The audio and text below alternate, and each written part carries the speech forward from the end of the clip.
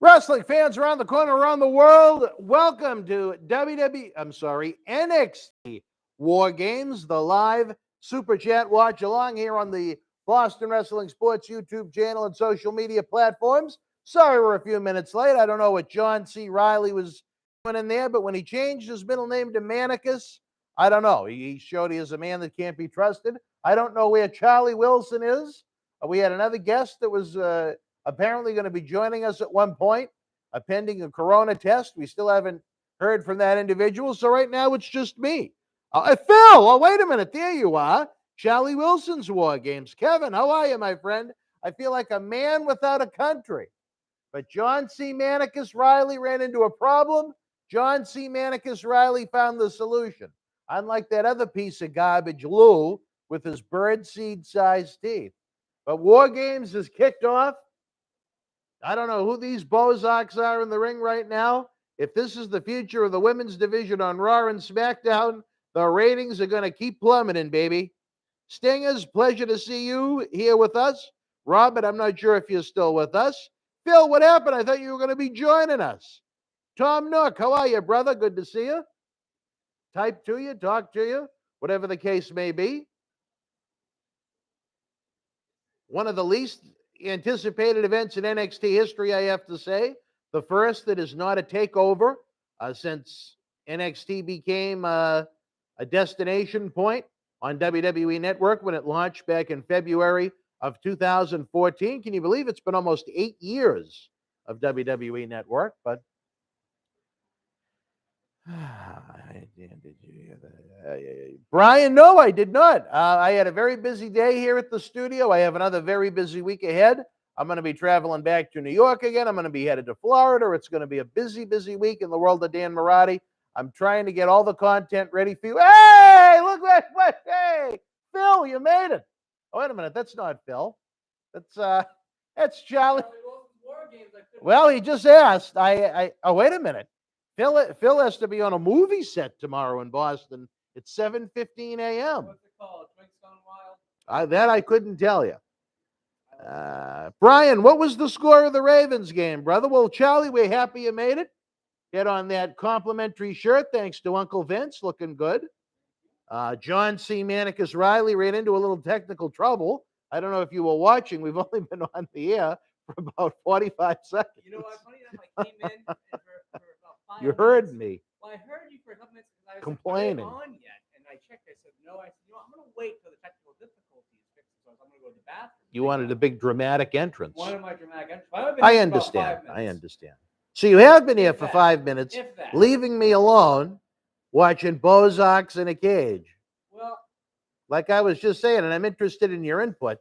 If this is the future of their women's division, dear God, they've got them running through the crowd. What is this? The NWO back in '97? Phil right now is shaking his head in grotesque despair, I think is a good phrase. Oh my God, a skateboard? Well, I'll say this, for all the hiccups that Manicus ran into, I think he did a very nice job with the little graphic that he made. I don't know if you can see on I just said hi to him, and he said, he asked me about the graphic. I said, it's good. Fireball. Yeah. It's good, yeah. Yeah, I like it. The fireball or the graphic? Your gimmick? The fireball? Yeah. I didn't really notice the fireball. I noticed it, the fifth of it laying Salute. there. Please. But it'll go better with that McDonald's later on, I'm sure. But what you're talking about? Yeah, okay. But once I will say we this: have to make pit stops at the satellite office. But all disclosure aside, all disclosure, I have no idea what their storylines are. I'm watching as a fresh fan. And you know what? I am too. I hate to say it.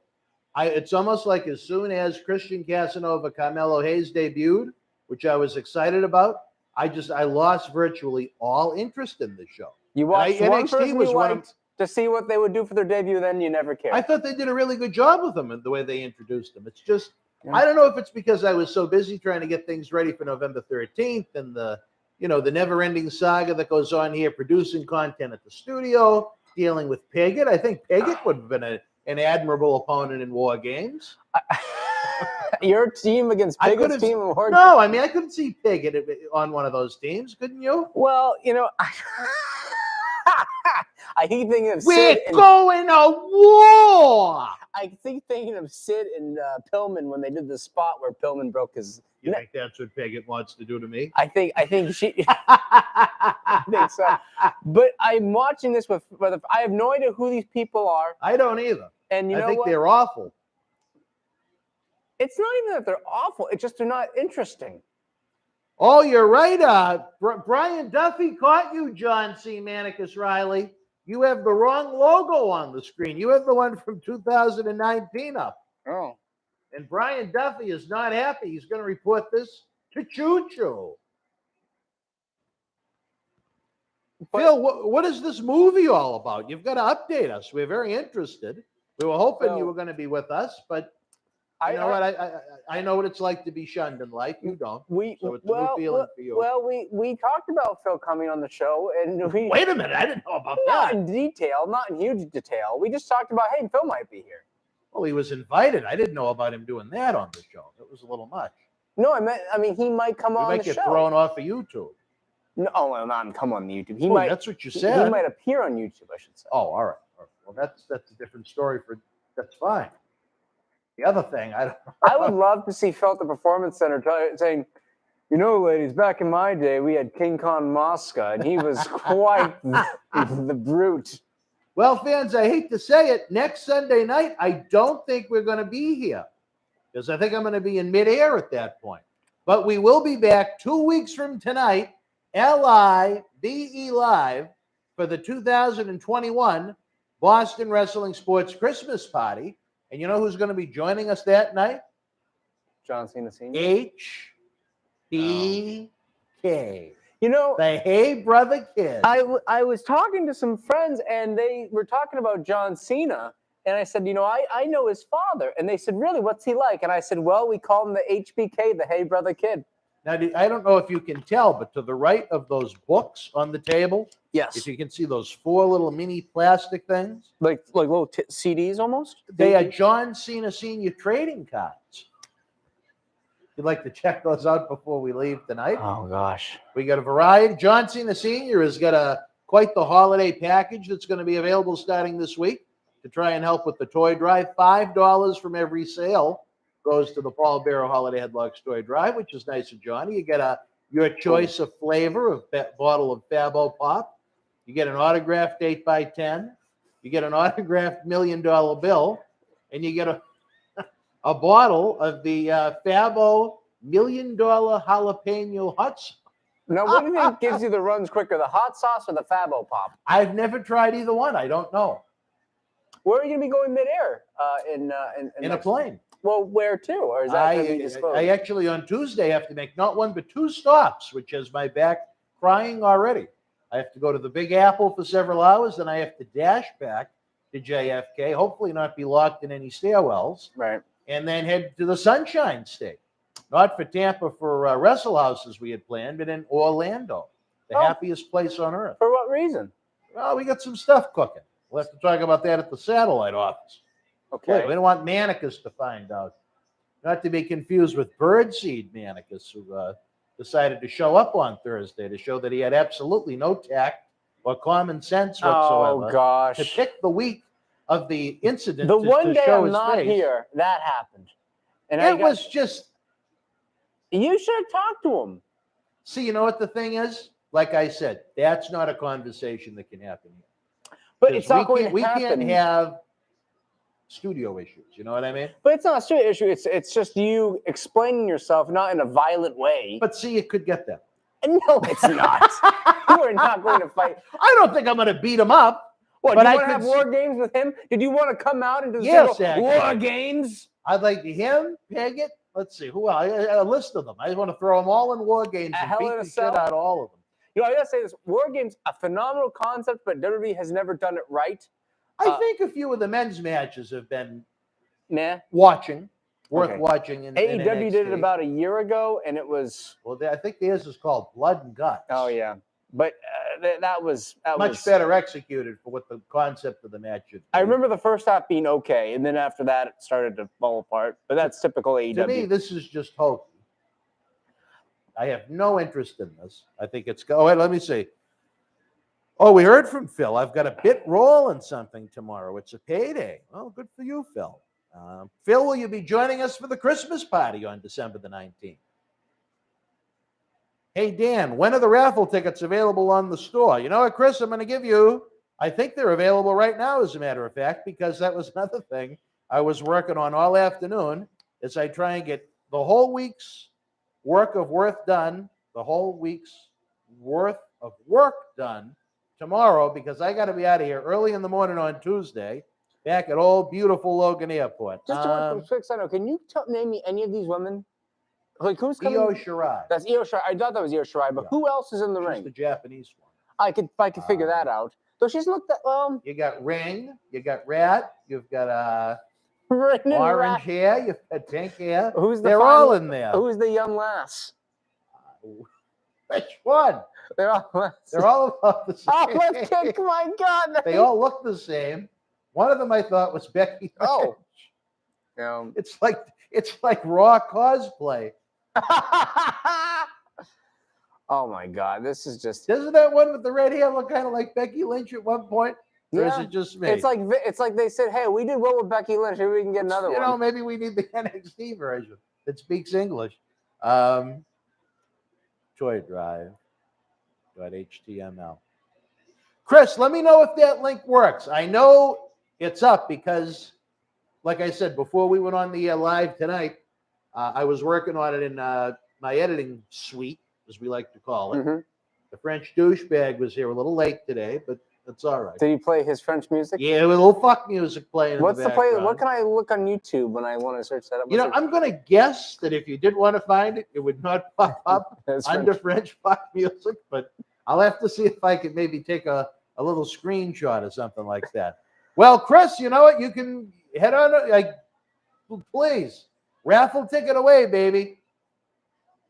We're also going to do a deal where, I didn't even mention this to you, Charlie, but for the fans tonight, if they start super chatting, we're going to give away an autographed Undisputed Era autographed poster signed by all 4 members: Adam Cole, baby, Roderick Strong, Kyle O'Reilly, who we'll see on War Games tonight, and Bobby Fish.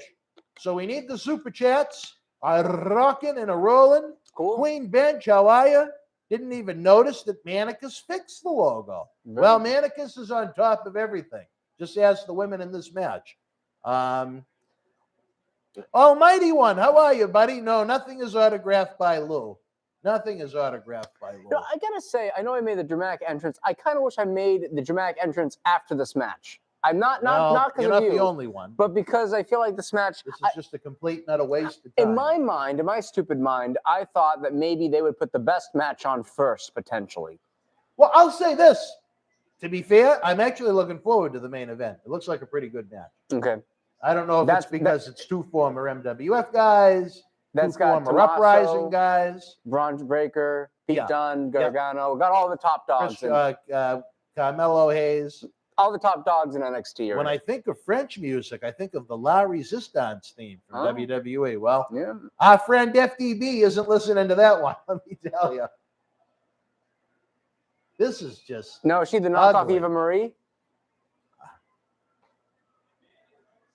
You know, that's when I knew women's wrestling or women in wrestling had changed, when they got rid of Eva Marie. Because if you put Eva Marie in the WWF in 2000, she would have been a star. Oh, they just brought her back. Yeah, but I think that girl would have been a legit star. I think she looked better than Sable or What about Doudrop? whoever was, the hot female at the time. What about Doudrop? Oh, Doudrop? Well, Doudrop at least stands out. Brian Duffy said he wanted to drop a little dew in him. Some people might want to drop a load on her chest too. Doesn't make it right. I can neither confirm nor deny that. Mm. Almighty One. Sadly, I don't watch NXT. I want to, but they just wind up release. Well, and then there's that problem too. I'm just so bored. I hate to say it. I have never been this little of a wrestling fan in my life, I think is the best way to put it. There's just nothing I want to see. Not even back 5 or so years ago, because it was dead really 5 years ago, I think.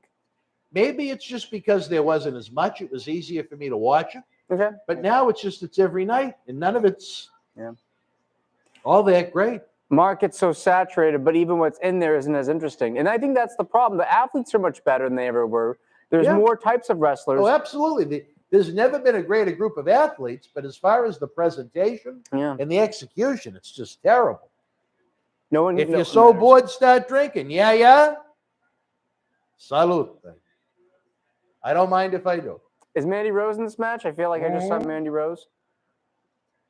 And I only And know I'll her tell you this: because of she's quite the young lass with the dark hair. I like the dark hair Mandy Rose. Oh, what's going on? Oh God, that's like an old earthquake spot, isn't it? Honestly, it looks like indie wrestling / cosplay. It's terrible. The one with the pink hair almost looks like she's got the John C. Manicus Riley do. I like it. Color. I like it. It is John a little, C's? well, no offense, C, but this one comes down a little bit. C more or less defies gravity. This one is more of a rule of gravity. Chris, you can get as many raffle tickets as you want. There is no limit. I want to help as many. Well, no, because we never know if we have a young one watching. We want to update Santa's GPS capability to the best of its ability so he finds every kid's house this Christmas. I was just going to say, I know John Cena Sr. has expressed interest to you about running a women's wrestling show. Yes, and I think he's out of his mind. And if it's anything like this, count me out of it. Yes. Count me out of it. This is why, I know there's a lot of people that say, You know what was funny? When John Cena Sr. wasn't at the event, 0 complaints about there not being any women. After the event, back on November 13th, Johnny said there were a lot of complaints about no women. Now, I didn't hear it from anyone but him. I can tell you this. Not one person came up to me and said, where are the women? Thank you. Not one. And I talked to... And there was one that was even questionable there, but they were worried, kind of confused about the facial work, so to speak. The facial work of who? The lady there that night. Which lady? Well, how many were there other than Piggott? Well, there's Medusa. Well, okay. That potentially could be it. Johnny shot a little on the facial work this week on Wrestling Insider's Fabulous Fridays. It's like a roller coaster with a little twist at the tip of the nose. I'll just say this. He's purchased so many Botox, he put someone's kids through school. Who are you talking about? John Cena Sr. You think Johnny has? For himself? I think not for himself, but probably for his women of the night. There's a lot of women. I did see Margot there, and she looked perky. That was Moniz. Oh, Moniz, excuse me. Margot is... Marjo Ouellette, you can see on Ms. yes. and Mrs. on the USA Network. Yes, that's his other woman. In the 80s, get rid of the women's division. It was better than ever. Oh, in the 80s, they got rid of the women's division, and the product was better than ever. I see what you're saying. And you're right. Yeah, I know it's not politically correct. I'm not trying to come across as politically correct. I just wish WWE would give the women their own TV show. Then all the fans that love women's wrestling can knock themselves out. And maybe the fans that miss pro wrestling the way it was can get a small taste of it again. And this is a perfect example. That bump off the top, it meant nothing. That's something 25 years ago would have been huge. Replayed for weeks. Oh my God, it meant nothing. Like people could talk about, say, Mick Foley's bump off the cell and how dumb it was, but that's still remembered all time. Yeah. It's still remembered. I don't necessarily agree with him taking the bump, but it's still remembered. I'm happy that they're just getting it over with early. Yeah, get it out of the way. But you're going to kill the crowd. The crowd's going to be dead, I think. Iro Shirai said... Riley said he's never seen a War Games. He's in there sampling the goods. His life is a War Games. It is. It is. Well, he came up with a great new concept, but we were trying to figure it out, and things went crazy. So we wound up being about 20, 25 minutes late. Brian Duffy was furious. He said he was going to tell Choo Choo. Choo Choo? Choo Choo. I might know a Choo Choo. I wouldn't be... If you ever told me you did, I wouldn't be surprised. Choo Choo is a man with a tainted past. Or a taint. Oh, I'm sure he's got one of those, too. What is this supposed to be here? Is this a shoot? I thought it was going to be a work, but apparently she's fine. I don't know. And I don't even care. This girl could have broken her arm, and I could not care. The ring could blow up like one of those FMW landmine matches at this point. And I we wouldn't got have in any shape Nia interest. Jax coming into the ring. I think she's Raquel Gonzalez. Yes. Am I right, fans? Yep, in So shape. I know 3 out of 8 I know. You know, Nia Jax is released. Would that be someone you'd want to No, have? no. Okay. Not at all. All right. Not at all. Well, can I make one case for You Nia didn't even need Jax? to finish the sentence. No. But go ahead, honestly. You know, I think you told me this with Viscera, Salud. that it might be interesting to have Frankenstein's monster in for one time so people could see the freak show. But see, here's the thing. Viscera was 6'8", pushing 500 pounds. Okay. She's probably around 6 foot and about 250. So you're just saying She's just a she's sloth. a plus size model. Yeah. Well, I don't know what the fuck she's modeling, but A shovel. exactly. A Okay, shovel? Well, no, she just threw a shovel in here. No, I have no interest in Nia Jax. Maybe Johnny would like to bring her in for the Paul Richard did. Paul Richards. Paul liked Nia Richard. Jax. Paul Richard told someone supposedly he wanted to get a Bleazoo from Nia Jax. He liked her face. He really did have a brain problem. Well, everyone's tastes are different. Who am I to say? That's true. That's true. I am a tired man. I'm trying to keep it together. I will say this match better be ending pretty soon, especially because I think Raquel is the last woman in. Oh no, she's not actually. We got at least another 3 minutes of this shit. But it's a big night. We got the NXT Cruiserweight Championship on the line, which should be a pretty good match. Is that with Joe Gacy and Roderick Strong? Yeah. And then we got a hair versus hair match, which should be called the Nobody Cares match. But Who's that in that that's one? an interesting little spot. Oh, Joe Gacy has the PC gimmick of all inclusivity and all that. Yeah. Who's in the hair match? Oh, shit. What's the guy's name? Guys, help me. Who's in the hair match? It's not Dexter Loomis, is No, it? Grimes, and Cameron Grimes. is it Duke Hudson? Oh, is another long-haired guy? No. He's someone they seem to think a lot of that I don't get it as of yet. Well, I have heard of one guy. You know, I just saw an article pop up on Facebook. Austin Theory's getting a hell of a push, and I guess Yeah, but Oscar and I talked about it this week. They made him look like a little high school kid in his interactions with Vince McMahon. I think that's the way they're going to push him to where Vince thinks he's going to get over as this young man who steps into his own. I think. I think if Vince was going to slap him, he should have got up in his face and been angry about it, not sat there and sold for a 75-year-old man. And I'll say this: Austin Theory, if you're going to push a guy, not a bad guy to push. No, not a bad guy at all. He's pretty much an all-around package. I think he's a young, good-looking guy. He's in shape. He can work. He's not a bad guy to push. Looks great. I think there's a lot of potential there, but between the creative, putting him with that foolish Johnny Gargano faction in NXT, and now having him, show fear to a 75-year-old man, is not helping the cause whatsoever. I agree. I think if they really want to push him, how about you have him get some wins and then go after a singles title, like a US or IC belt, hold that for 7-8 months. And you know what I mean? Or what just they used simply to do. win. Yeah, just win. That's all you had. That's how you get someone over. They win. I honestly believe, I'm not saying I could write wrestling, but if you gave me an Austin Theory, I think you could come up with some good. Well, I'm just saying, if you gave me an Austin Theory and someone said you have a year to get him to be a world title contender, it'd be very easy. As long as he gets over with the people, it writes itself. Aligning him at the hip with Vince isn't the bad idea. Mm-hmm. It's having himself a Vince, in coward a Vince, that is not going to get him over as a top guy. It's going to make him look like an idiot. I agree. And there's no one in that company that is idiot-proof. Who is this? Is this Mandy Rose? Stud Quincy, when we do the live episodes with him, those are going to be Thursday night specials as we relive a wrestling challenge as we did this past week. I am not going to be in studio this week, so I do not think we're going to have a Quincy live episode for you. But we likely will on... Oh, shit, that'd be what? We're trying to think the week after. Would that be Christmas Eve? What day of the week is Christmas on? Saturday? I believe it's Saturday, brother. So we may be here the 23rd. Let me see. Let me double check the old calendar. Oh, look at this, a Canadian. But just going back to Austin Theory, I mean, that's what I remember.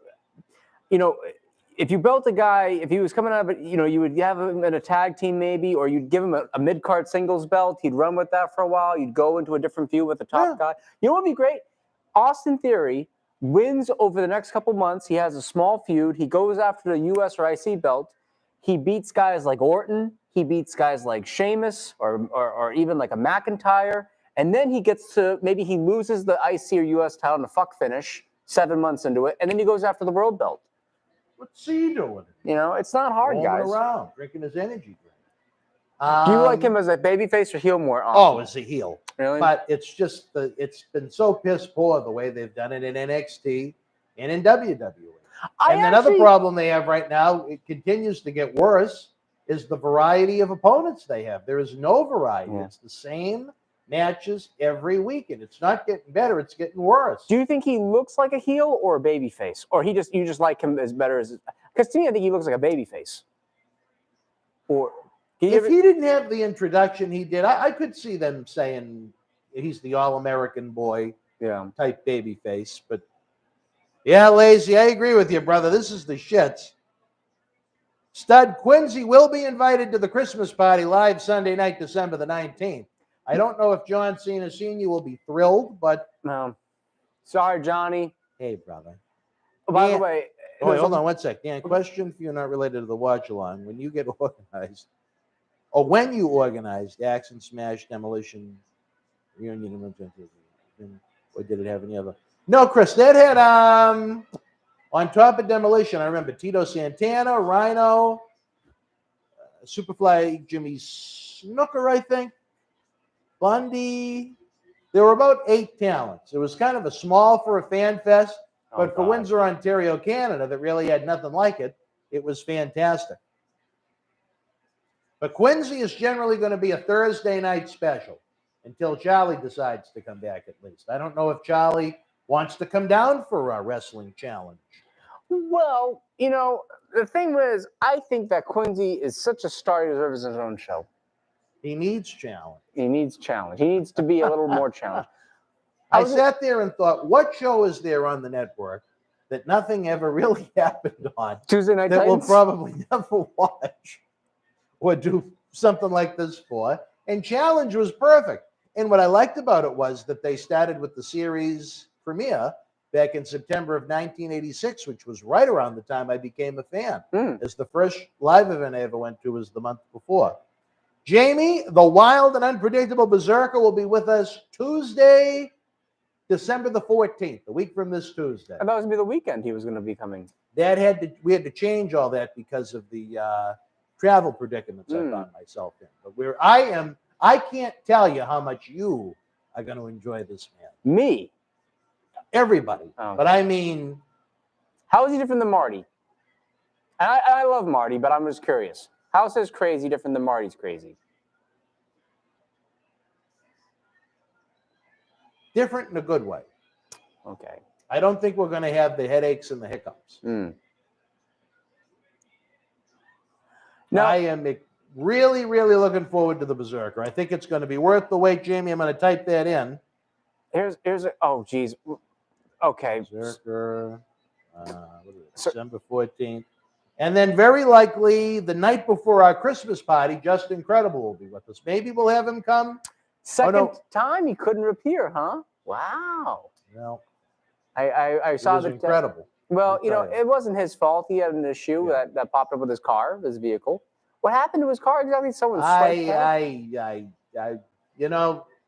after I get to the main point of contention in a sentence or two and I get agitated, I just try and...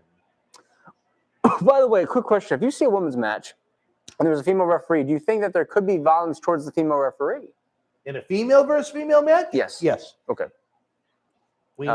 Phil said we need to tutor Quincy and May. Tutor Quincy and what? Who's May? Quincy and May. Quincy, one time when I was watching Big John Studd change in the showers, I said... Wait a minute. Just kidding. I don't know if Phil was in the locker room quite like that. No. Wow, Phil, I love you. I love mimicking your voice and saying ridiculous things. Who is May, Phil? May Yun? Well, considering she's dead, I don't think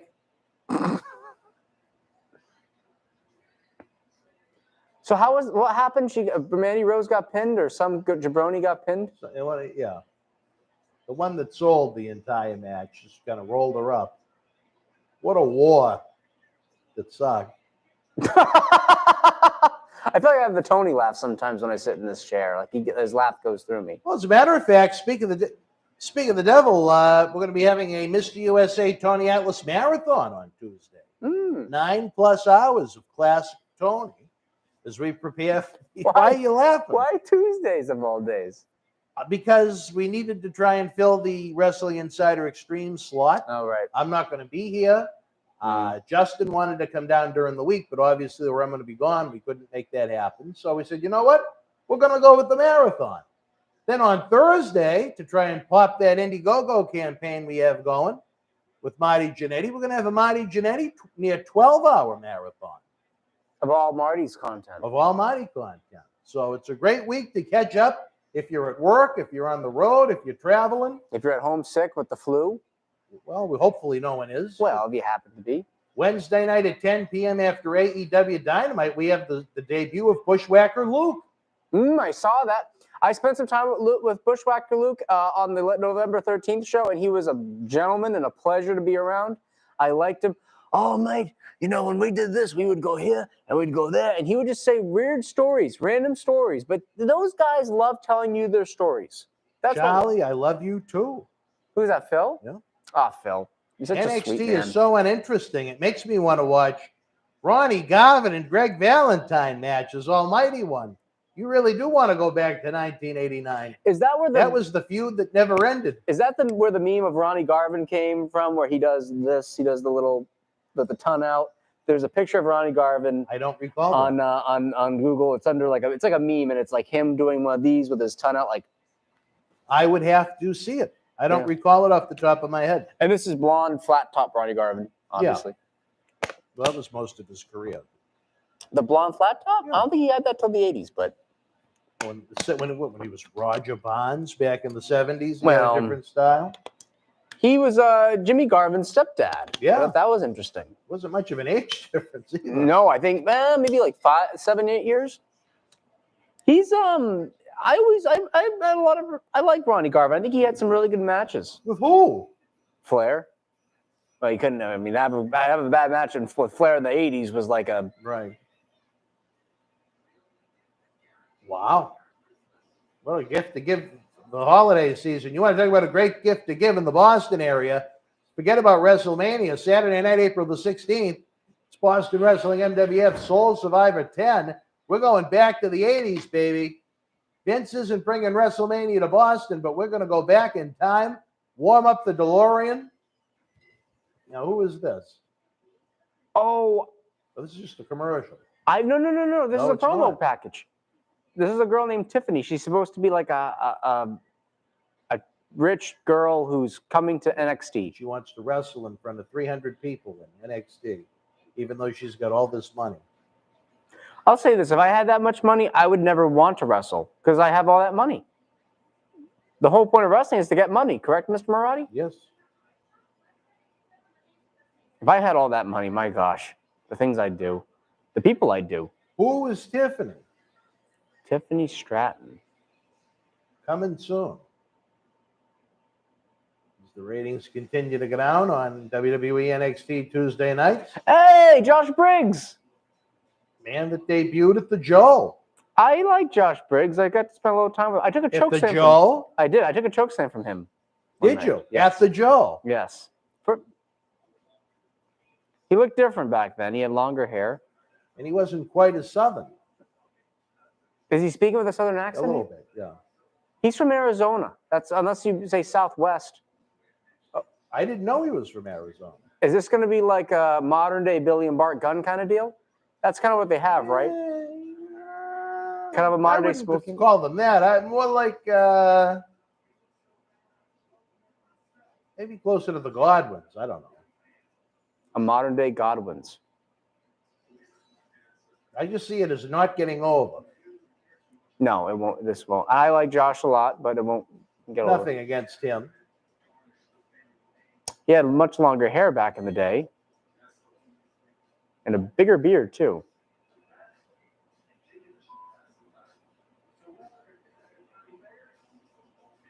All right, we don't really need the montage. Let's move the show along, folks, after that very long opening contest.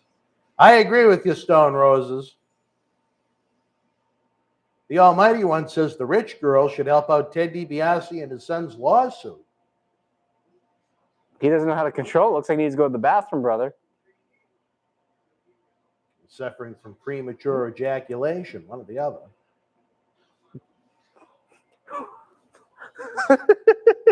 Oh, no, I don't.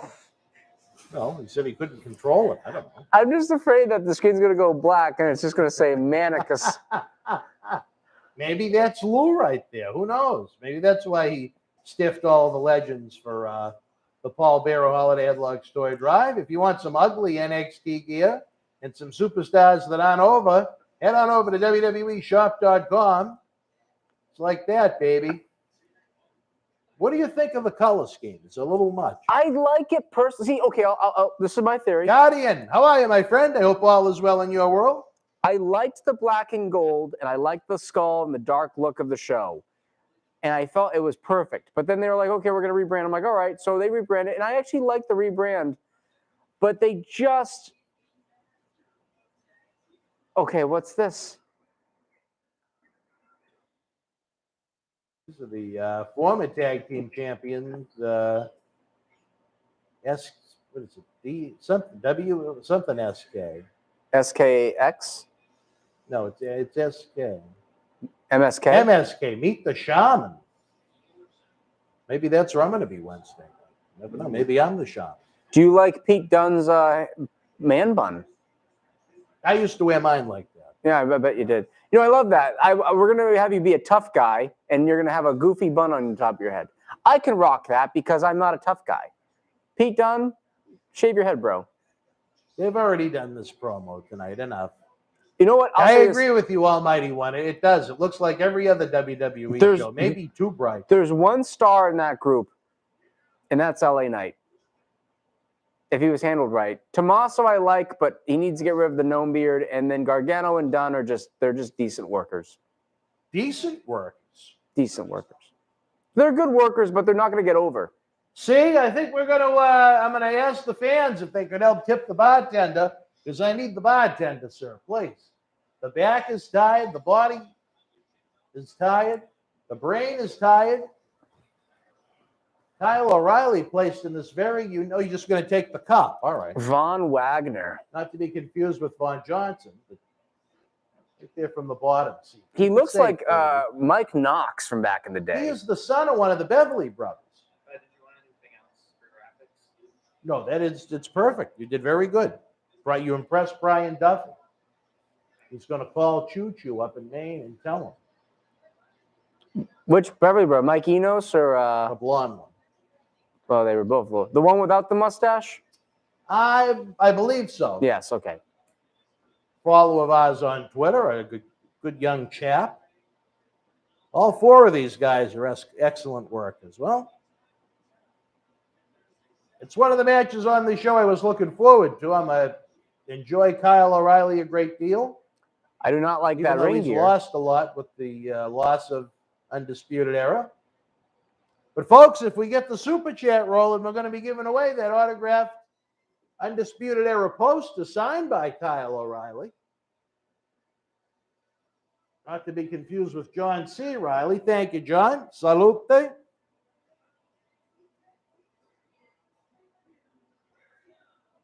These guys look interesting. They look like they could be cleaning rugs at the rug store, John. No? They're in shape. Actually, these guys look like a tag team. They're in shape. They have cool ring gear. I actually like the way they look. Matching gear. I like matching gear for a tag team. So do these guys wax? They might shave. They might wax. Wax. They could shave. It all depends. You're really interested in this, John. See why you think do you need to do this for the rug store? No, I just think it's interesting. There's very few. Are you into shaving your body, John? Oh, apparently not. Okay. Well, I missed that. Why, you see a hairy animal? Well, he just took his shirt down. You want to see again? You want to look? Sure. I'll take his word for it. Wonder if Winnie the Pooh suffers from that problem. Hair? Yeah. Well, bears are hairy. Head on over to DraftKings, do a little gambling on NXT. You know, I'll say these guys are in phenomenal shape, particularly the bald one. Yeah.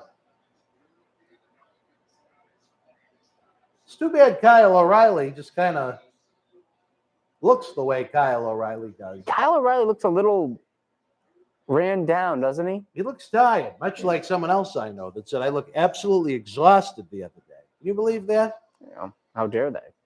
How dare they? Said I looked exhausted. Who is that? One of the people that we had to go to meet with in the Big Apple. Hey, brother. It wasn't Hey Brother. Hey Brother was here on Wednesday, which was a real. Was it Wednesday? No, Hey Brother was here Thursday. Wow. So I was in New York all day Wednesday, 19 hours from the time I left Marty Hill to the time I got home. Then I had to rush here the next morning for a little foot stomping, a little jalapeno sauce hustling, HBK. Hey, brother. Look at the height difference between these two guys. I don't know who's in the ring with Kyle O'Reilly. I don't know his name. That guy from Imperium. Yeah, well, thank you. I wouldn't have known that.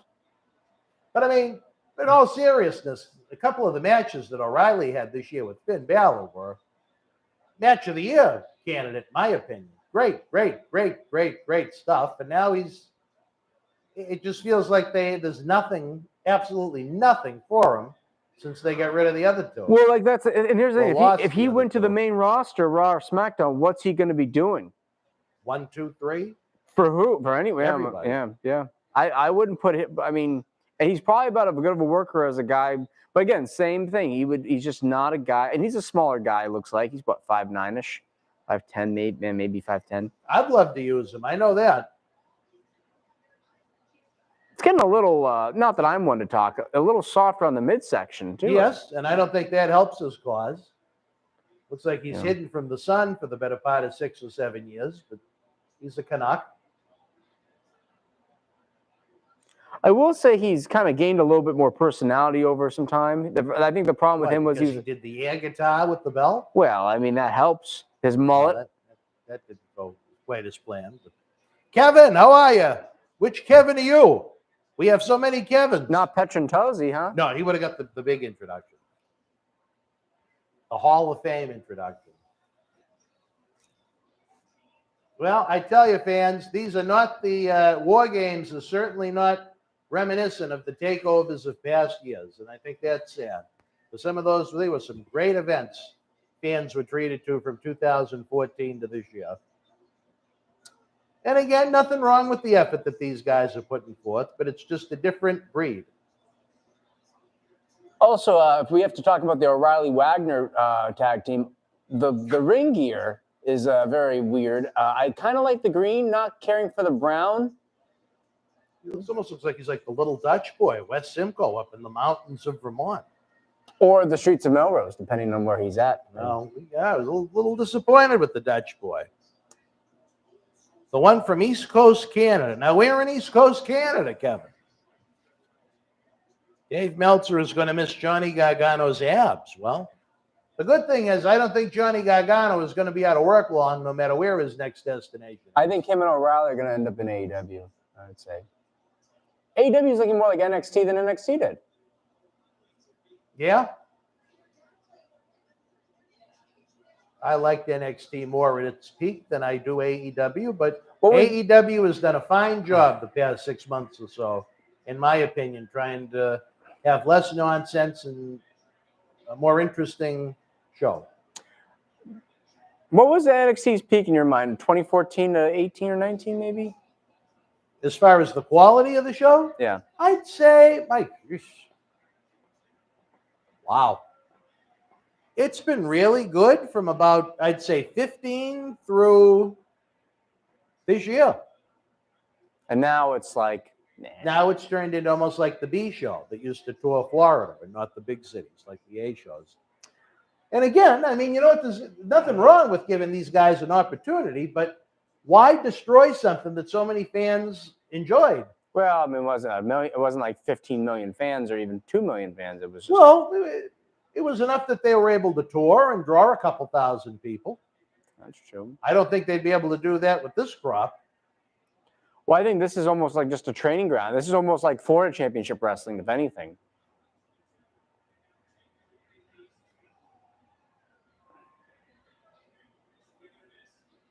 I can kind of see No, the wait a Beverly minute. Phil Brothers. wants to know, have you ever heard of Stanton Friedman, Kevin? Have you ever heard of Stanton Friedman? I have not. Moncton, New Brunswick. I don't think I've ever been there. But we hope all is well in Moncton. No, Brian, you're right. The NXT reality/competition show is nonsense.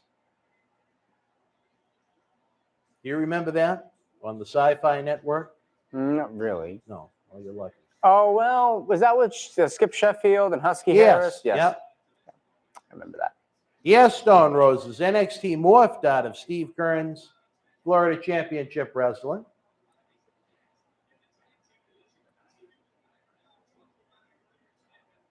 Look at O'Reilly with those stiff knees. Now, do you think John C. Reilly could take some of those kicks? That's Now that his debatable. middle name is Manicus. That's debatable. Well, here's a question. He was linked. I know O'Reilly was linked to Davey Richards a little bit in his early career. Do you think Davey Richards would have had the same career or a better career in this spot? In NXT? Yeah. Well, they brought him and Eddie in for a couple of shots, and it just Didn't work out. go well. I think he probably would have gotten the Adam Cole. Well, he can't talk as well as Cole. That's the problem. Cole could actually talk. I think that's why Cole got so far. Even though he was pretty thin. Yeah, it still is. I think he's even getting thinner, to be honest. It's almost like Charlotte Flair's face. It's just evaporating.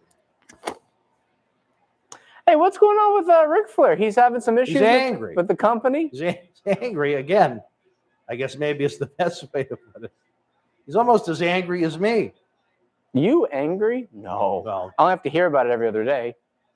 In a text, a long text. You should see, people should really pay to see some of the texts that Dan Mirade sends me, because Fort Knox would just fall apart if I showed some of these text messages off. why is that?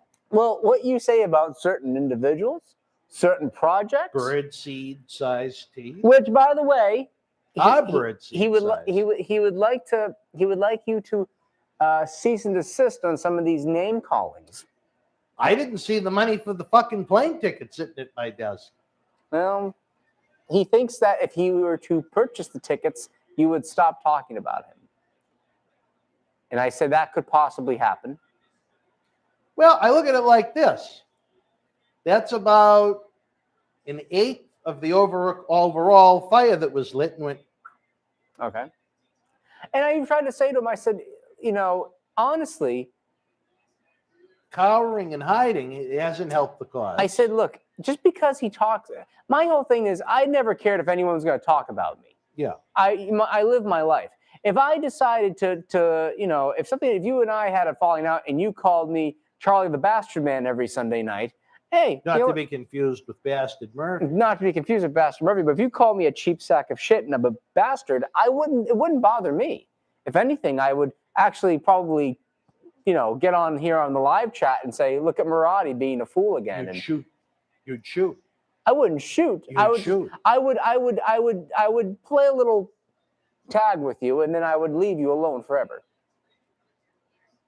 I just think the opportunity remains for something to be done over a situation that should have never happened to begin with, and to just show up here this week was just in poor taste, I think is the best way to put it. But I think you Wrong week. Well, Wrong week. I would have waited a little bit. I would have waited for the seas to calm after the hurricane. Well, I would have. He's going to come back. The birdseed. Captain Lou is going to come back here. Well, there's a lot of people that certainly aren't going to go out of their way to help him. I know that for sure. I just know that I get different stories from both of you, and it's interesting to see who's telling me the truth and who's giving me. I would love to know what the possible other side of the story could be. Well, I heard, for example, that something happened with Howard, according to you, with the reels. With the what? Demo reel with Howard.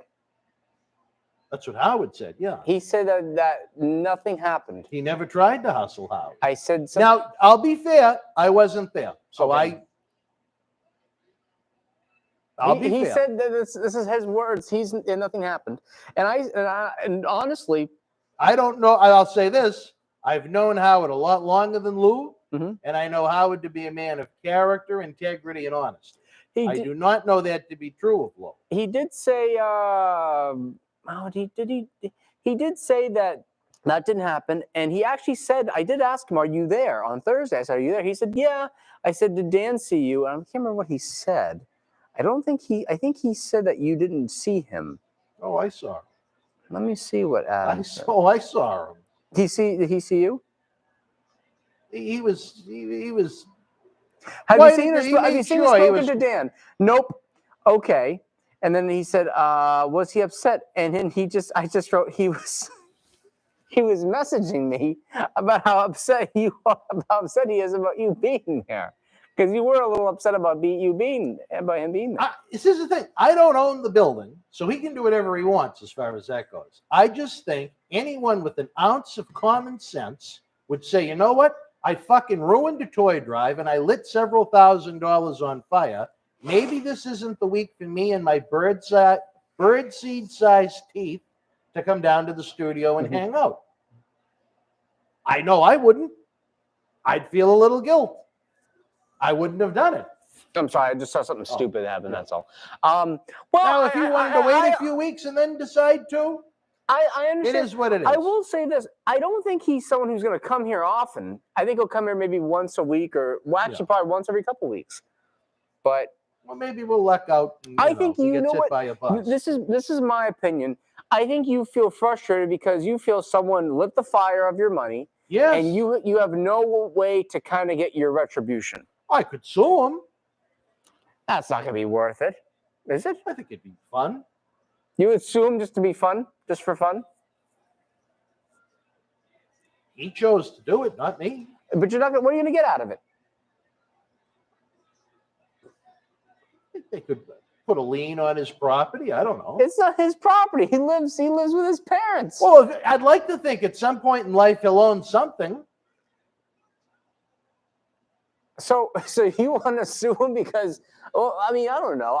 You could sue him, but I wouldn't do the legal costs and the time. No, not in small claims court. No. You want to go to actual district court? Yeah. And sue him for what exactly? The cost of the home that went up in flames. Are you gonna be on Judge Mathis? You and Captain Lou? The harm that was caused to our great friends and talent down in Florida that we made commitments to that were broken because of him.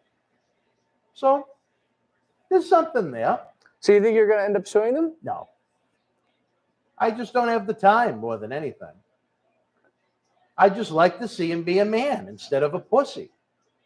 With birdseed-sized teeth. He told me, he said it's the right thing for him to do is to buy that plane ticket. He's going to buy the one plane ticket. I didn't see an envelope on my desk. Well, I told him how to do it. Hey, again, I am done with this. I don't think you should have to be involved. He's an adult. He's not a kid.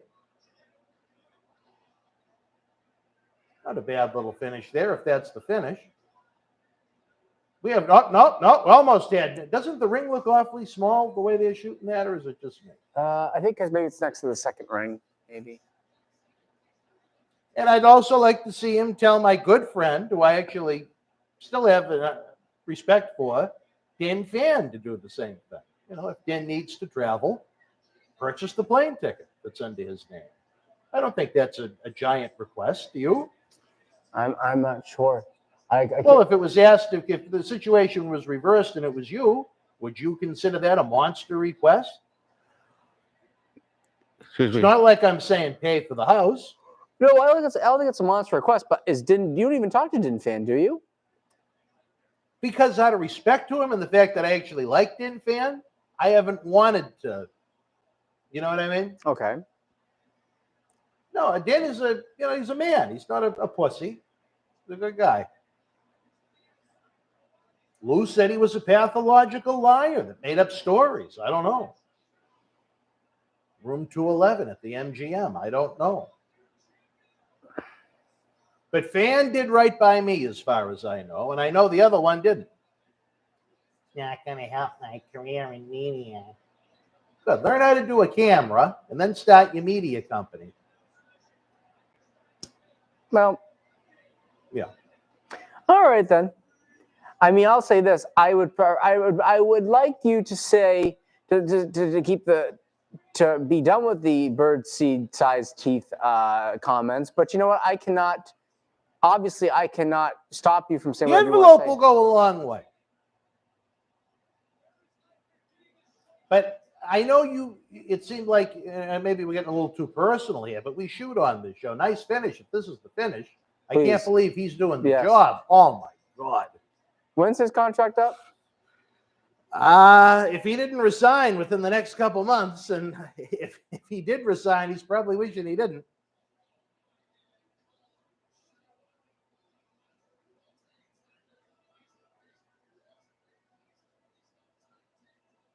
I'll just never understand a human being that says, okay, let's have someone that I gave my word to burn thousands of dollars on a toy drive You guys would have because been I coming have back no today, character right? and integrity. Or What's tomorrow. that? You guys would have been coming back tomorrow.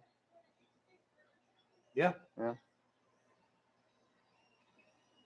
But you know what? I look at it like this. If I'm looking for a small morsel of a positive and a negative situation, what I have going on right now with these other long days of back and forth to New York and now Florida, potentially doesn't help the toy drive this year. And I don't know if it'll ever help the toy drive. But as far as the big picture goes, as far as what we do, could have great meaning to it. So, you know, I guess you can find a positive in any negative.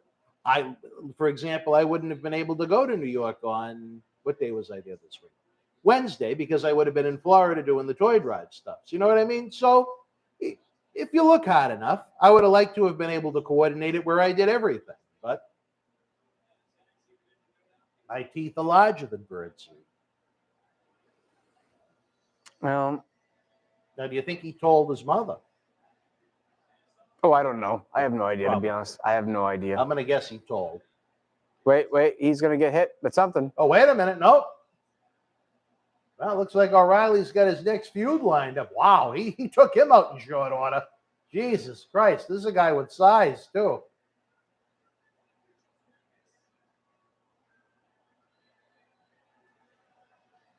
Calm down now. Come on, I know you got the green on, brother, but relax. Relax. It ain't 98. A 98. large men in that crowd. Looks a little Adam Bombish.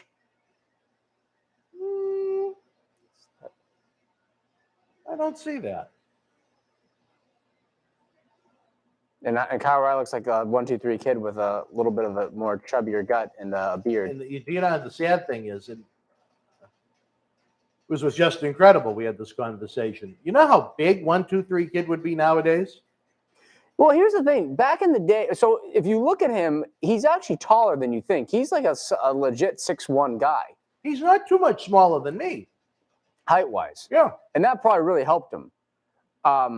He just didn't fill out until later in life. Well, step gassing up. Yeah, I mean, but He's honest about I'm saying like when do you think he was at his biggest? Probably 98. 90, yeah, probably, you know, early 2000s. What maybe. is this? Eichmann Giro. Oh, I've seen him before. He's the guy that wrestles in the suits. Oh, I like this. This is like something Quincy would love. Quincy would probably have a couple of coats like that. We should get them made with his face on it, like that little yellow one. I actually like this look a lot. I think it looks cool. I like the hair. I like the suits. You like Eichmann? I like Eichmann. I like Ike. I'm down with Ike. Minor McLean was a big fan of Ike. Who? Minor McLean. Who's Minor McLean? Oh, Minor is no longer with us, but Minor used to say, I like Ike. He's the only guy you can like.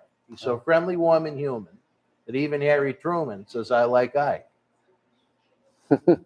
He used to say it when I was a youngster that worked at a supermarket. Minor and I were co-baggers. Minor was a prisoner of war in, I believe, World War II. And a legendary history professor at Salem State. Is this Andrea Idolo? Yeah, that group. Wow, this is literally another Andrade. I thought the same thing. And I continue to think, what a waste of DJZ.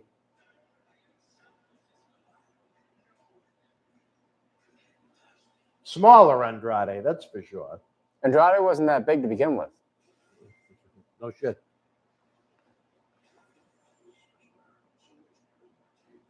What are they pushing now? A reality series when things were over a little more? You know what I hate that one thing they do? Tell me. Shoot. I'll shoot. Okay, bang, bang, skeet, skeet. I hate they do this. When they have their current roster imitate something that happened, like the Austin 316 promo, or they imitate something like John Cena slapping Kurt Angle in the debut, something stupid. They basically put over their past and say, oh, and they'll do like the Austin 316 promo, and it makes your roster look like fucking jabronis, first of all, excuse my language, and it makes them look like they're a bunch of geeks and a bunch of fans that are like, I can't wait to be the next Stone Cold. Someone needs to come out and say, I would beat the crap out of Steve Austin if he was in front of me. And then when Steve Austin's in front of him, slap him. That's another thing, too. They always bring people back to get over. Like, how many times have you seen Austin stun the guy? How about you see someone beat the crap out of Austin and get over and get some heat? Well, that's why I'd like to see Austin Theory do something to Vince. You know, Austin Theory, if you want to get Austin Theory over, have him slap Vince, and then when Austin's in the ring, have Austin Theory slap Austin hard. Cake, how are you? Oh, no, get that off the screen, John C. Please. What's on the screen? He put that pose of Manicus on the screen. John his desk C. with his legs spread. John C. I would not, you know, like I can tell you this. Manicus told me some stories about John C. Wait a minute. He is Manicus, though. Well, Captain Lou told me some John C. stories. He doesn't know John C. well enough to tell the story. Look at John C. getting hot. Look at him getting hot in the studio. He took his mask off for that. Well, he's going to slap the fuck out of him. Oh, wait a minute. What did he say? What did he say? He has bigger teeth than you. My teeth are pretty. Cake, how are you, buddy? Cake? Who's Cake? Mr. Cake Ave. Cake Ave? Cake Ave? Kikavi? Is that how you pronounce it? Is that a cousin of Bukaki? I have no idea. No. What do you say? Just so you know, it was also a question on whether or not you could sue. You shouldn't sue. Oh, I read it, but I just, you know what, if he's on there, I can't put pictures of me on the video. I'm going to tell my mother and I'm going to tell the studio because I'm a pussy. What is this?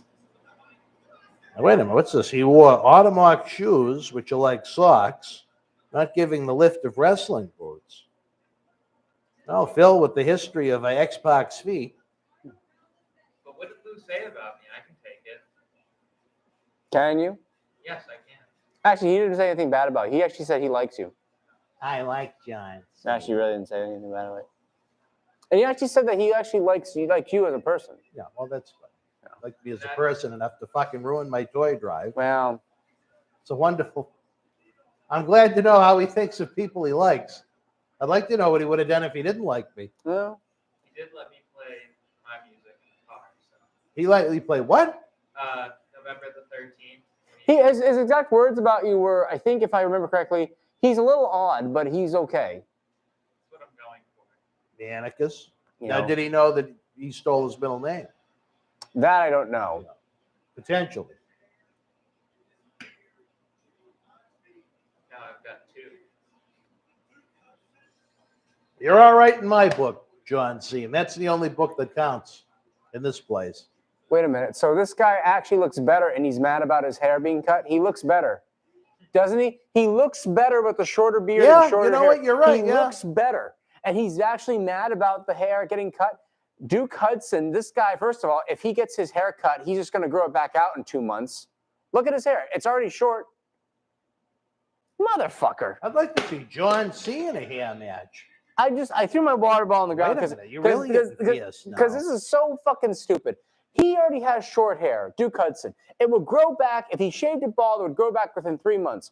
Cameron Grimes looks better with the shorter hair and the shorter beard. Yeah, he does. He You're does. right. He looks better. Actually, to be honest with you, if he trimmed the beard even more, he look even better. Cameron Grimes actually needs to shave that stupid patch of fur in his chest. No offense, John C. But John C's patch. But I'm going to say this. Duke Hudson's going to go over in this.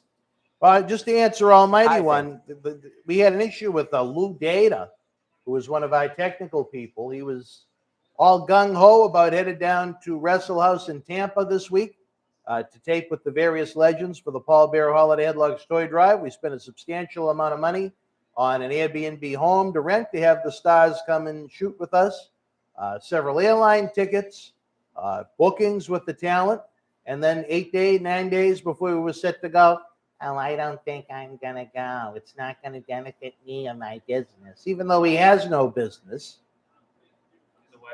He has a garbage website, takes garbage video with garbage bird seed size tea.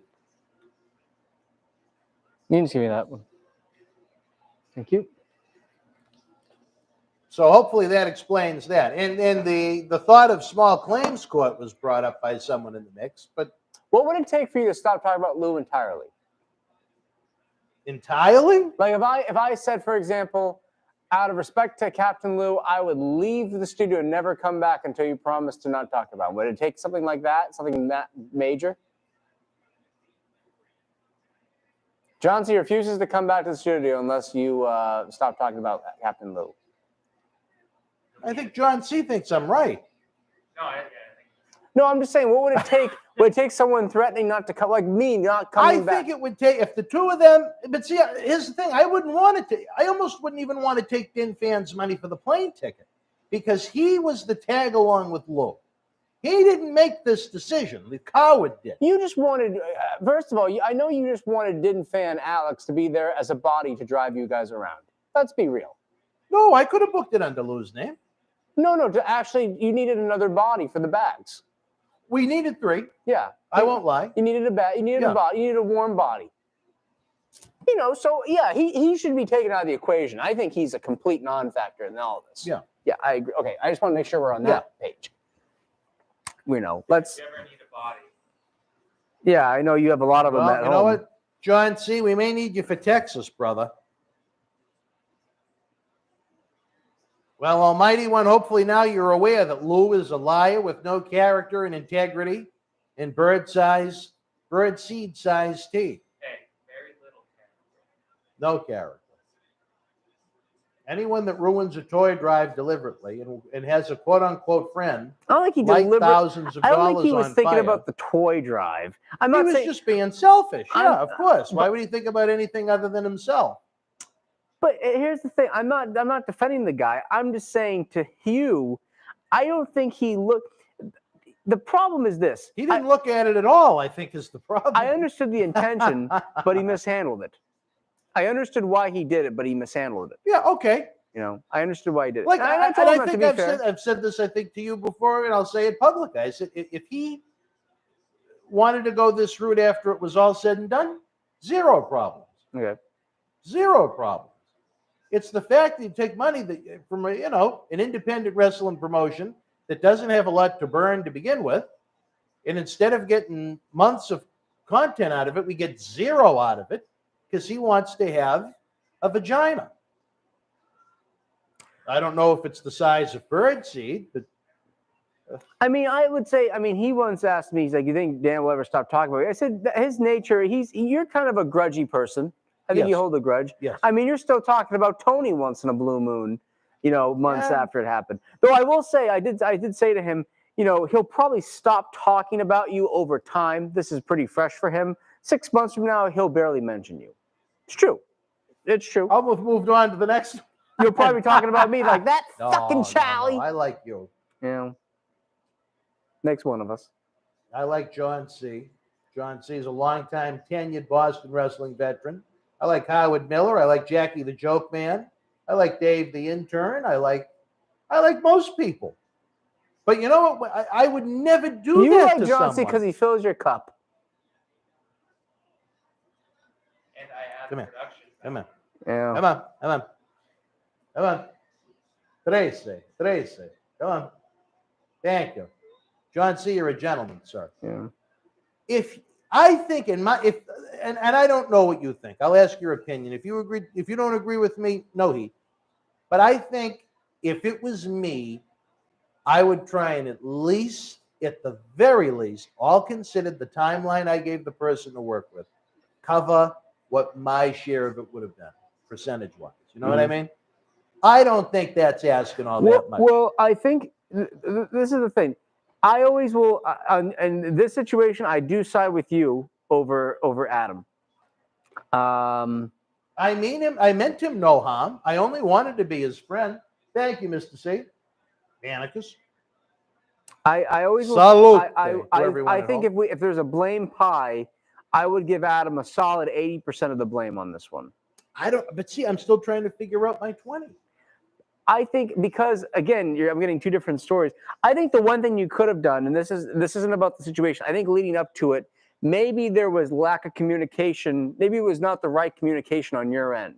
In other words, you didn't watch the flower grow, and it grew into something that would eat you. Maybe there's something you could have done to prevent this from happening. Well, if there was a conversation to be had that he wanted to have, and he didn't speak to me, what could I do? That I don't. Well, it could have been a head up. I'm not a claimed psychic medium and spirit artist, Ellen Damsky. Well, I can tell you this. I know, and I know you're going to call him a money whore. His whole thing was about money. He wanted to be paid. Now, his whole thing was he felt he was doing all this work and he wasn't getting much for it. And I told him, I said, I don't know, because again, I am hearing two different stories here. Right. Like he could say to me, oh, we saw a sign that was blue, and you could say, well, we saw a sign and it was purple. I don't know who's telling the truth. I'm not there and present. But I will say he wanted to be paid for his work. And when I would talk to you, you would say he didn't do much work or it was very bad. So it's two different things. Here's the thing, like Las Vegas, the work was not great, as you could tell by the audio if you saw some of the D'Lo Brown episodes. Yep. But he was taken care of, as we agreed to, and he spent it on food, experiences, and other things. Now, that's at his discretion, not mine. Whoa, what's this experience in Las Vegas? Well, like for one day we were going to go to the Grand Canyon, but he booked it for the wrong week, which I was thrilled about, to be woken up that early in the morning. How do you misbook a hole in the ground? You're a fucking idiot. No, he booked the wrong week for us to go. So we went and we waited and we waited and we waited and we waited. And I think And then I said, why don't you call them? You and your birdseed size fucking teeth. What did he book? A tour to the Grand Canyon. And we had to go to another casino. We were staying to the left of that one. What the fuck is that he's sitting behind? Standing in front of Sunset. What would be the terminology for a mural? We were to the left of that gold building. Same street, but down further. Yeah. We had to go all the way up past that fucking Eiffel Tower looking thing. Okay. At like 7 in the morning. I am not a morning person. So how do you get a tour of the Grand Canyon from Las Vegas? All the casinos do it. Or a lot of them do How it. far is the Grand Canyon from Las Vegas? It's good 4 hours. It's like going from here to New York. Okay, I was gonna say, like, that's at least a day trip. Oh, yeah. No, that was the day. And he couldn't even do that right. I mean, not every possible thing he could have done right other than not be there, he did wrong. I should put up the picture of you from his website. Yeah. It's so obvious that you're like, what the fuck are you doing? I'm still on the website, CW. On the AML website? Yes. Oh, gosh. Well, I hope. In the middle of what he says looks like me yelling at him. Can I put it up? You know what? Yes, because that's my picture. Put it right in the middle.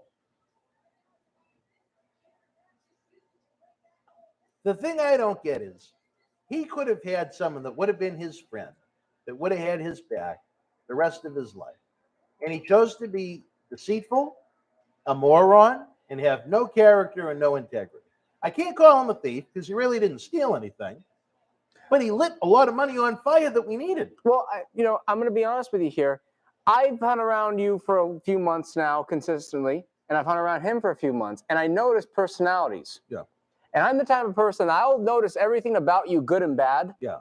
So when it comes to certain decisions, I make my decisions based on the way I feel about you as a personality. So, for example, I could see how he may not want to go on a trip with you because you have a very certain personality. Now, I'm not going to defend him. I'm just going to provide you a little bit of context. Sure, no, go ahead. You know, I respect your I opinion. don't know if I can even do a trip with you, to be honest, because I think you've got a very strong personality, and I can't deal with people for multiple days.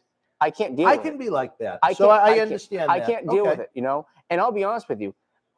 I even for me, I love talking to you about wrestling.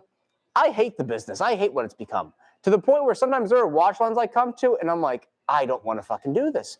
It has nothing to do with you in the sense that I hate you. I like you. You're a decent bloke, as they'd say across the pond. But I mean, A lad? What's that? A lad? You're a nice lad. You're a nice enough lad. But it's a bit Oh, much it's at up. Well, let times. me see this. Hold on. You one know, second. You're saying I can be a bit much. I think you can be. I know some of that comes from your Still CRPS. hasn't come up on the YouTube feed yet, but we're looking for it. Okay, continue. I know. Because I do respect your opinion, whether you believe me or not. I think that comes from the CRPS. But like even when people want, Did I respect your opinion? Is from CRPS? No. The pain. I know. You could have your bouts with CRPS that adds to your moods, which I thought that'd be finished. What a stupid fucking. Almost. So and they think they're big on this guy, Duke Hudson. I see little. He's not. He's a good-looking guy. He's big. Yeah, job guy on main event. No, I wouldn't go that far. You could see him doing something on the main roster. What's something? I'm not gonna say world champion, but Look now. I'm still looking. Really? It's not there? Not yet. Nope. It's there on my feed.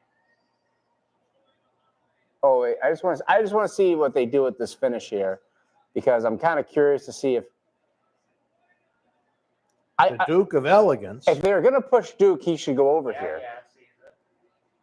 Because what are they gonna do with Let me Grimes hit after refresh. this? He's been there for what, 3-4 years at this point. Who? Grimes. I mean, they're not gonna do anything with him at this point. I mean, if he was ever on TV, it would probably be the same thing. It'd be a little. Who do you think's gonna go over here? I think it's gonna be Hudson if they want to do something with him. If they think he's someone that can be a stud on the main roster and Grimes is just a joke to begin with, so I imagine Duke will win. Oh, they must have been listening. Anyway, back to your story. So no, I think, and this is the thing. Personalities can conflict, and he was never a wrestling guy to begin with. No, and especially, I mean, I can barely consider myself a wrestling guy at times. I get hot and cold with wrestling. I'm the kind of guy I could love it on Sunday, hate it on Monday, not want anything to do with it until Tuesday, and then I'll be honest with you, it's a weird love-hate relationship. But Adam, his whole deal, and this is the thing about how I look at it. Oh, wow, upset city. Yeah.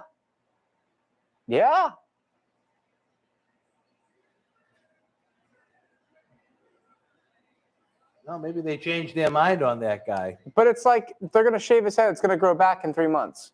I think you know about the Cream Team if you're smart enough to ask DJ Memphis Mix. Cream Team did a lot of damage back in the 80s. Oh, gosh. Anyway, but I think Adam always, I'm going to say, prides himself as a businessman or as a guy. But this, okay, go ahead. Okay, I'm getting to it. Explode. Again, I will always side with you on what happened for how he handled it. I even have the text messages saying, I think you handled it wrong. I don't know if you can see it. Oh, gosh. As I'm having to explain yet something else to him that he's doing wrong, the professional from AML Creative. I actually like that picture of you. It looks like you're looking up at something. Like you're like yeah, one of the two of them saying, "Look, this is what you're doing wrong now." Oh, wait a minute. Are they going to do something different here? Well, they're going to do a swerve. He may have lost the match. Oh, wait. He's going to do the sell. Did he get hit just with the clothesline? Oh, God. I think he's going to cut the hair. If he cuts the hair, he went over, but he gets his hair cut. I don't ever recall this happening in a hair match. Do you? Oh.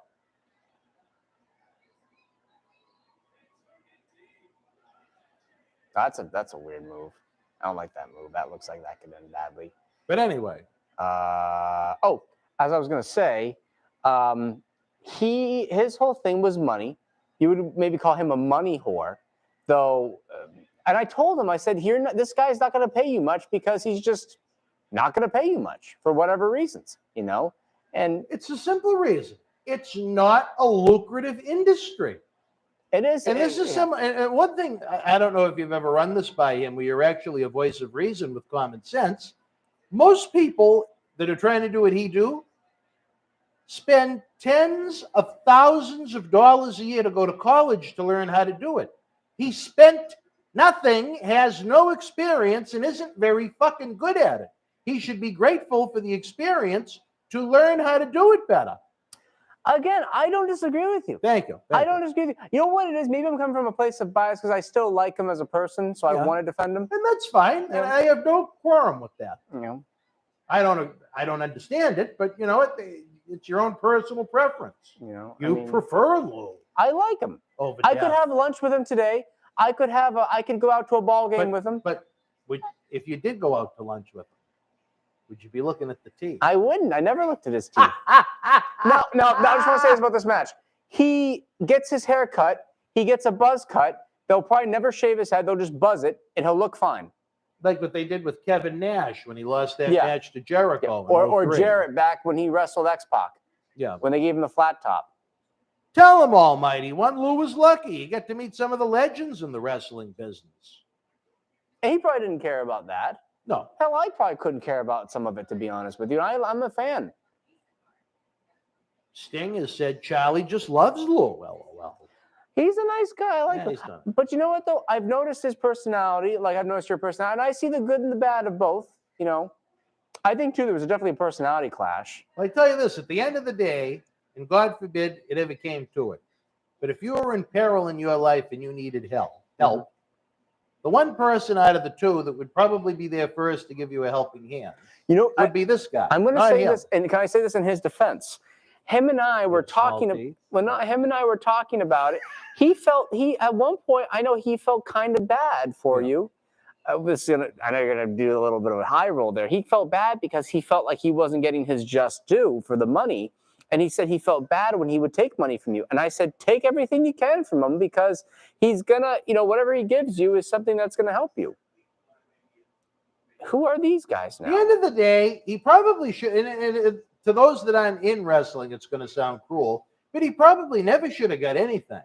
And he just should have used it as a learning experience that he wasn't paying to go to college for.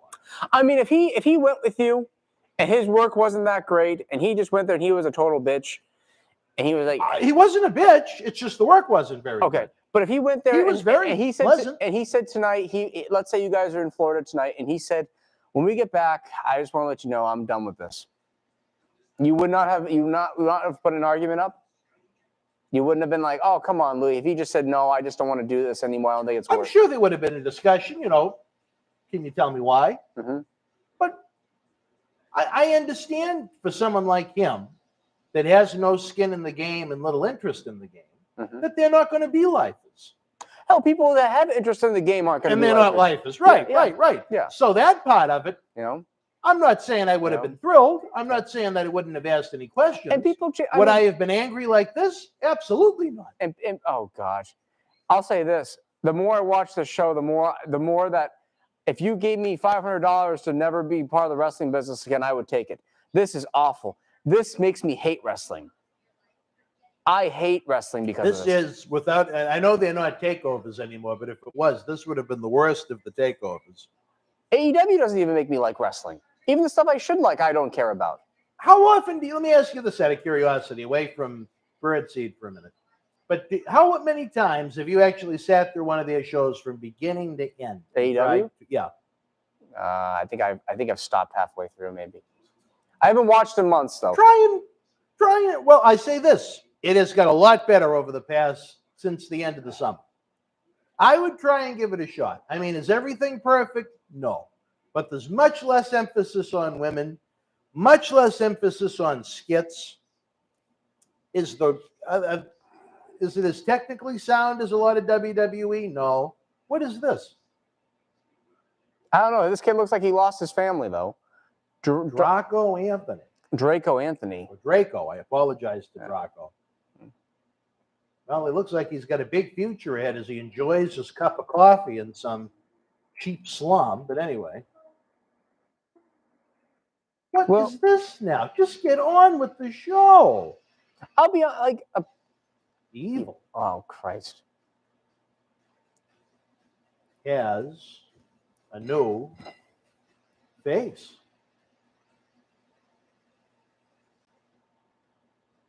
Oh, that looks terrible. Oh, that's on USA. Okay, no one cares. Anyway. Oh, it's your favorite commentator. And Beth you know Phoenix. what? You want to hear some good news? She's done after tonight. Is she? Stick a fork in her. She's done. I could see one of the worst commentators in the history of professional wrestling. Really? With her fake screams, oohs, ahs, ees. She wants to spend more time with her family. Good for her. Oh, Beth, what a tough life it's been for the past 2 years to be on the road once a week. Wow. When you weren't doing it out of your home at a TV studio during coronavirus.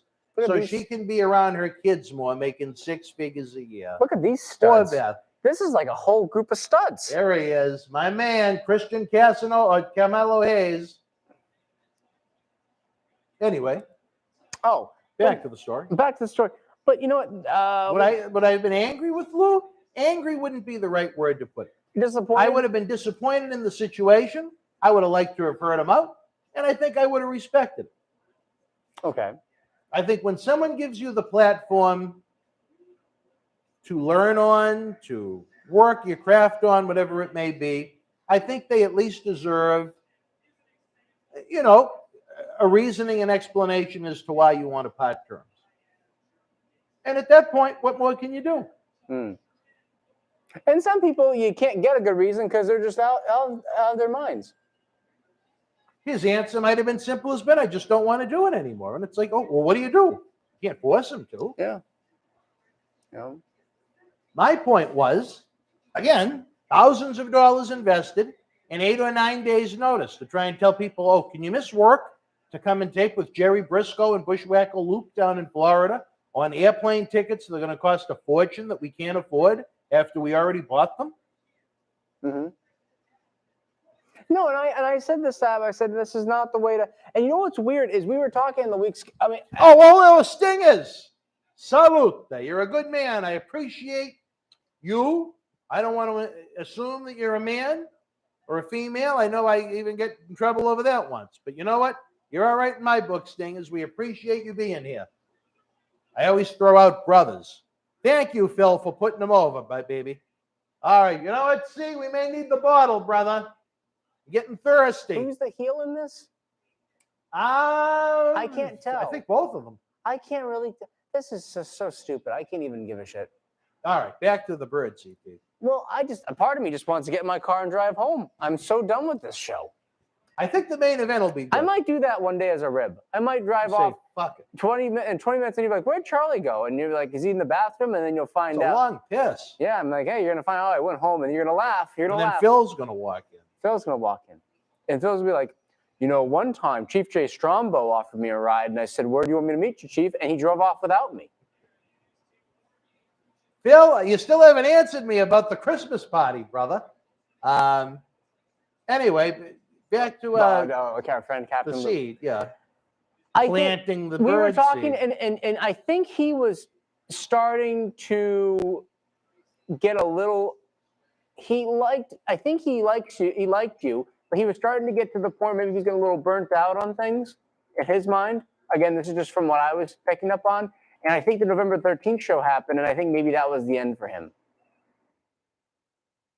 And I think maybe there's maybe the payoff. He wasn't happy with the payoff. Maybe that had something to do with it. I don't know. I can't say 100%. Oh, Phil does plan on being with us 2 weeks from tonight live for the Christmas party. Good. My sister's birthday's that weekend, so I'm gonna. You're gonna bring your sister down for the Christmas party? No, I'm not. Why? Well, because she's not gonna want to be around a bunch of goons. What if HBK gives her a little jalapeno hot sauce? HBK needs to stay away from my sister. That's what I'm gonna say. Brother. Hey, brother. Well, he's a man that's partnered. It's not like he's after her. Side note: Roderick Strong, Roddy, grow the hair back out. You look a little old with the buzz cut. You think so? I think he looks a little old. I think he's got to grow that hair back out again. I used to wear my hair like that. I mean, it's not a bad look to have once in a while, but I think it looks a little bit better on him when he grew his hair back out. All right, well, fair. I guess John C. missed the message about refilling my cup, but that's all right. Oh, John C. I mean, he doesn't. I mean, come on, C. I mean, he's a. Christ, and now see, look at the locks flowing. He ran so fast. Thank you, Mr. C. We appreciate it. Need to make sure the back isn't hurt. All right, anyway, I'm sorry. Back to the seed. Or is there more to add? There's really not much. I think we can talk about this 100 times, but there's really nothing new to the story.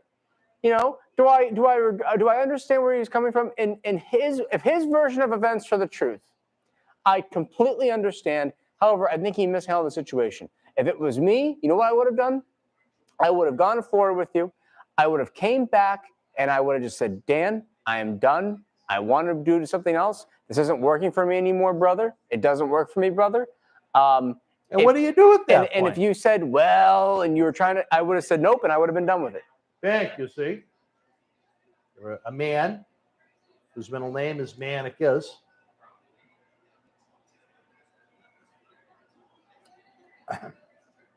Salute.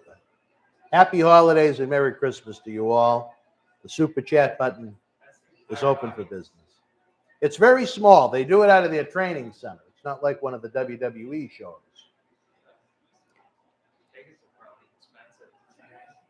I think they're free. Really? Yeah. It's more like a friends and family type deal. Almighty One, thank you for being a fan. If it wasn't for you guys, we'd have no show.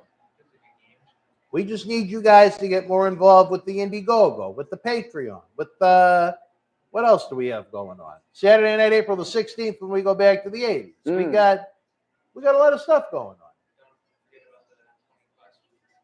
We were going to do 20 questions tonight for the Undisputed Era poster. We got the Paul Bearer. How could I forget about the Paul Bearer Holiday Headlock Story Drive with everything going on? Should we do that now? 20 questions? Well, they needed to super chat a certain amount. We were going to give away the autographed Undisputed Era poster, which is a hell of a prize on Takeover. But anyway, I'm gonna push that.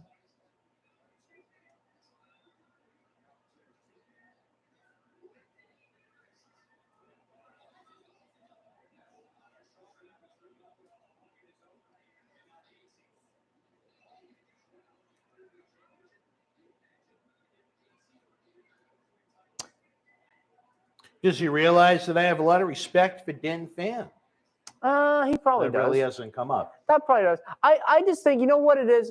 I hate sitting in this chair hearing you talk about the same things over and over again. It gets a little repetitive. Yeah. So at some point, I don't think I brought it up though. You mention birdseed all the time. But tonight I don't think I brought it up. You keep saying birdseed. It's almost as if you're paid to say birdseed by a birdseed. Hey, listen, if there's a birdseed company out there that wants to sponsor the show, like we got a pet store he would be in love with it.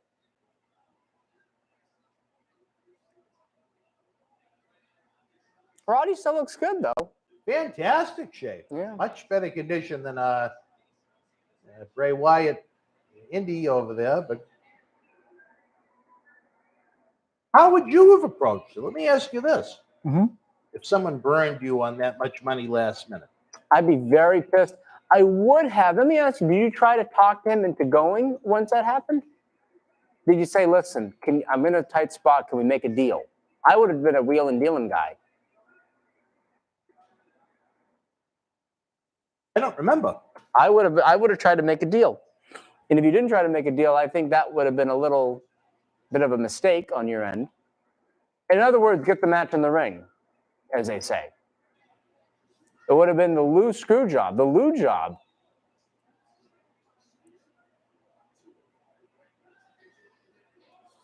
Christ, it's been that long since I spoke to him. And again, I kept saying I wanted you two to sit down, and then it never happened. He's a coward. Do you at least understand why it's not a good idea for it to happen here? I think it needs to happen here. No. Are you going to be violent with him? No, it's just this place. It's a place of business. It's not for that's business. that. And it has nothing to do with this institution. Where would be a good place to meet him? And don't say a dark Anywhere alley. but here. Could have been Dunkin' Donuts next door.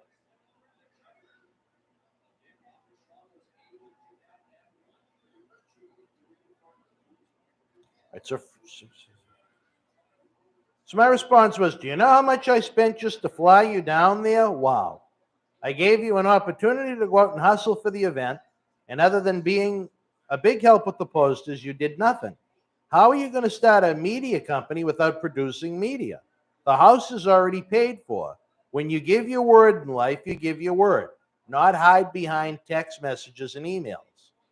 Alex is also not coming. You should be ashamed of yourself for making me eat thousands in this. I guess it's just a shoulder shrug to you. I'd like those cards and footage returned tomorrow. And that's it. I would have said, is there any way we can get you down there? And then after that, you can stop being in business with me. I would have done that. That would have been my one difference. You know what? Maybe you found my flaw in the whole thing. Well, I would have. I think it just seems like, and maybe I could see how he told me you didn't take it that well. I said, well, of course he's not going to take it that well. You just heard the response. You know what it is? That too? was word for word. Text messaging is very weird because you can read that same thing in a different tone and it comes across as angry. And I thought to myself, well, of course he's not going to take it well. You're basically telling him, it's and I would have just done that differently. I would have said, hey, let's try to make a deal, get the match in the ring. Now, even if that meant you had to pay him more, well, you eat it just to get it done. But, ooh, that looked bad. Missed its mark, so to speak. A little bit, yes. I'd like to know what Phil would have done in this situation, as I respect Phil's opinion. Yeah, I think Phil has a great opinion on things. He's very level-headed and calm. And I wish I had Phil's, and I don't know Phil all that well, but his demeanor and his outlook and his, he's got a very his stories zen about him. I don't have that about me. He would have said, brother, one time I was driving down the you road. You would have told Lou about some house show in '82 in Pittsfield. Oh, God. And Lou wouldn't have known what he was talking about, but it might have confused him enough into going. Captain Lou, I've got to say, one time I was with the other Captain Lou, Captain Lou Albano. We were driving down the road, and he had a little heat with Ernie Roth. I'm just happy I have you in our world. I'm happy we got John C. in our world. Good human beings. I would say it doesn't cost 10 cents to be a man of character and integrity. Well, I just can't wait for this new year to come in because there's going to be a lot of changes, it sounds like. I like this. Phil had an idea. Dan versus Lou, bird seat on a pole match. Oh, gosh. One time Socko announces. One time, Quincy and I in the front row. Quincy, I think, is someone that we really have to keep an eye out more so than Captain Lou. Well, we're going to have Quincy on Thursday night enjoying Wrestling Challenge. Oh, God. As he tries to save up for a new motorcycle from the Super Chat. Yeah. I don't think you're going to be helping out with that endeavor at all. Well, it depends on how much you Super Chat. Well, what does that mean? Super Chat gets, say, X amount of dollars. Will Quincy get half the Super Chat money? Well, because you got to remember, I got to pay the tax. You do? Yes, which is no small sum. Plus, YouTube takes 30%. Or 33%. Where is it taxed? By Google. Oh, Google Pay. Huh? Oh. So you take out the 33% and then the tax. Mm-hmm. You know what I mean? Yeah, a lot left. The Almighty One says, do you miss Lou's knowledge of wrestling? I'll say this. Lou was a fun character to have around. As much as I hate him and, I wish he would die right now. He was. I think that. And his friend, and I know you never got to meet Din, but Din was a really, really good egg. I had a lot of laughs with him, too, because he was just, I'm not trying to knock Lou, but Din was more manly. You know what I mean? He'd had sex with a woman. I think Adam, I'm going to say this. Actually, I never liked how you talked about Adam's lack of sex life on the show. That's a personal issue. Well, I didn't bring it up. You would talk about if it wasn't for him, how would I have ever known that? You don't talk about it in front of people on YouTube. What we did with Cecil. It's still not right. Well, Did I laugh at some of these Adam jokes? I did, but it still doesn't make them right. It's true. How would you feel if people talked about your personal life on YouTube? they talk about it all the time. I mean, in fact, every Sunday I take you to McDonald's. The satellite Oh office. my God, you carny piece of shit! I love it, but I hate it at the same time. The satellite office. I don't know what that has to do on par with what we're talking about. I just think that to me, I learned a lot from this whole experience. I learned a I'm lot. glad you did. I learned a lot because I learned what to do and what not to do, and I learned about With human me? behavior. I just learned things in general. Oh, Eichmann, I like Oh, this this is your guy. buddy Eichmann. I'd like to hang out with this guy. Could you imagine a threesome? Not that kind of threesome, but in the car, Eichmann, myself, and Phil. That would be an interesting ride. What do you think, Phil? What does Phil have to say about that? Cecil the Lion getting pet by Gary Michael Capetta. Yes, that's the same Cecil the Lion. The same Cecil the Lion that Phil, I don't know, he got his driver's license at about the age of 27. And then about, not at night, but about 4 o'clock in the God. afternoon, drove through someone's wall and statue on West Emerson Street in Melrose. And they were with their friend, and the thought process was, A, should we ring the doorbell? B, should we call the police? Or C, should we go home? Guess which option they chose? Ring the doorbell? No, C, go home. Oh, gosh. And about an hour later, their doorbell rang from the Melrose police, Oh, God. wanting to know why they fled the scene of the crime. Jesus Christ. I got a little anxious. What is Eichmann doing? I don't know what I looks like like he's this having guy. a bowel movement. I love him. Phil, Eichmann, you and I in a car ride. Let's do it, brother. Almighty One says, I love how NXT is so interesting in hearing this unrelated topic you all are talking about. Phil picks C2. Phil knew Phil knew what? that Cecil, Phil, do you knowing want the dynamic of the people that we deal with here, Phil, fled the scene of the crime. Phil, could you imagine Phil? Salute. Phil and Don't Eichmann. forget to tip the bartender, please. You know, it'd be great. Phil and I would be driving by NXT or something like that on a road trip through Florida, and we'd be like, So Phil, what do you think about? He's not wasting any time. How did you know I was done? Right there. Well, you didn't know the cup was empty. So you like. Oh, all right. Well, I respect you, unlike Lou. I could see Phil.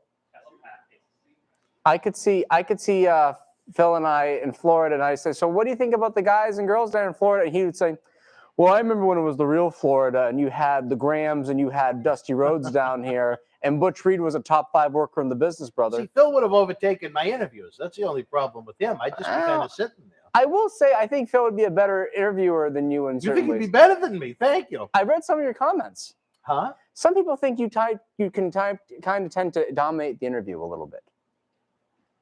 I guess I can see. I was that. watching the one with with Demolition X, Bill Eadie. And I don't. Well, you got to remember, Bill almost died. So thank you. Oh. See, he needed a little domination. You know what I mean? You should have started that off. He's almost dead, so I'm going to Well, dominate. no, honestly, he was another one that I didn't know if they were going to be able to make it. He survived COVID. He survived the Clark Griswold like family vacation at WrestleMania. You know, he needed a little. Bill just seems so genuinely passionate about wrestling too. Phil is a passionate Yeah. man. Phil's a passionate Can guy. Demolition do their finisher on Lou? I'd love to see that.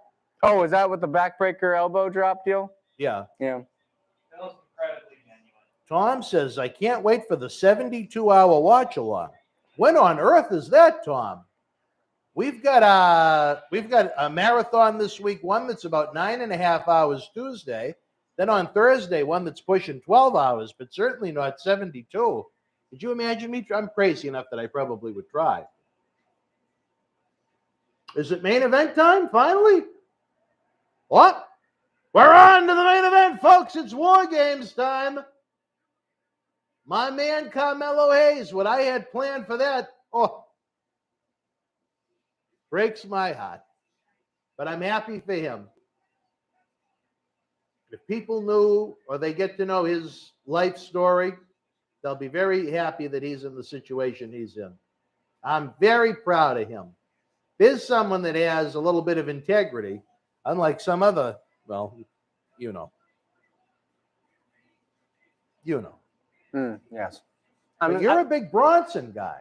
I just when I see someone who looks like a star, my attention. It's not just even him. I think Carmelo looks great. I think Tony D'Angelo's got something. I think that Waller kid's got something. Oh, come on. Oh, no. Wait. Thanks to Phil. Salute. Thanks, Phil. You know, I remember back in the day drinking with the Freebirds. Doing shots with the Freebirds, and pissing on some lass's leg at a pub. And I said to Bam Bam, I said, hey, brother, you think we should get out here? He said, fuck no. Phil was going down to the TBS studios in Atlanta for the Saturday morning tapings and driving him to the airport. Thank you, Phil. We appreciate it. Appreciate all you fine folk joining us tonight. I could see Phil. Everyone was very nice to me, including Ole Anderson, who took me out to ice cream after the tapings. Maybe we'll have to go live down in Florida for a little bit. What do you think? Maybe I'll. I just think Phil needs his own show on here. Well, can we get? I think Phil may be the man to replace me. I think so too, but I think he needs his own show in general. Well, you think just Phil? You want Phil? Phil should be alone. Don't you think that'd be a little odd? It looked like one of those RF shoot interviews. It looks like a police interrogation where it would just be Phil's head. Well, I think you honestly, if you give Phil the mic, he'll just make magic for you. I think Phil would be great to have a show talking about the good old days of when wrestling was wrestling. Because one thing I like about Phil, beyond the fact that I like Phil, is he has a great knowledge about things that I don't. And I have always respected people like that.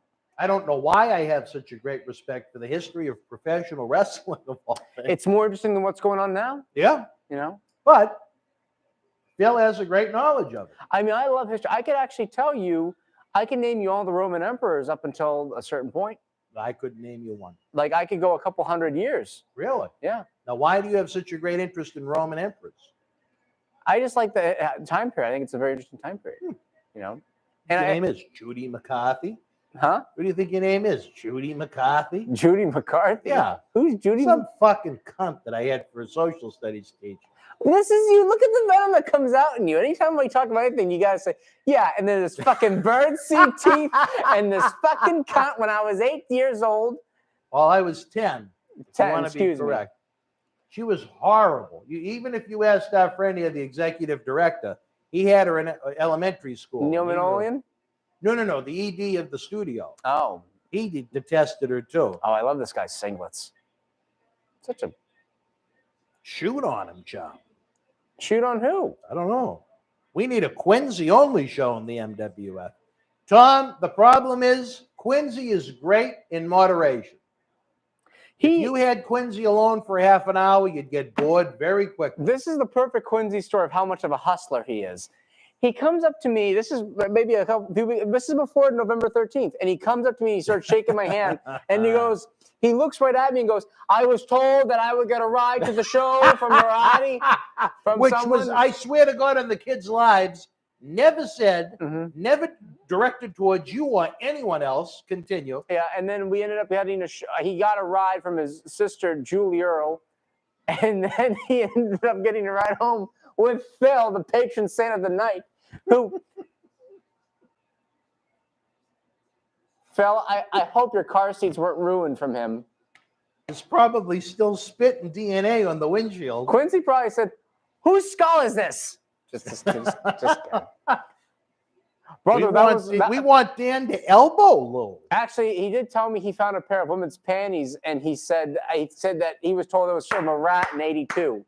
We don't know how true that is, though. Quincy could be making that up. Carmelo Hayes, ladies and gentlemen. Who's his big? That I don't know. He looks fantastic, whoever he is. I don't know what his future is going to be in WWE, but he's perfect for NXT. He's a little small for the spot, but He was going to be the guy in Boston Wrestling if he didn't go there. what's up with the face paint they're doing? I think just for war. Ready for war. I'm gonna make a prediction. He'll probably be dropping that title in a couple months. Almighty One, I've tried to get Honky Tonk Man in this studio. He just wants a lot of this. That's why if you guys join the Patreon, as I've noted, it goes a long way. The more people we have involved with the Patreon, the more money we have to put back into the show. Wait, But I mean, I think Honky would be great. Anyway, is Braun Breaker wrestling? he's on his team. Braun? Wait, where's Braun? Well, he's in one of those cages, I think.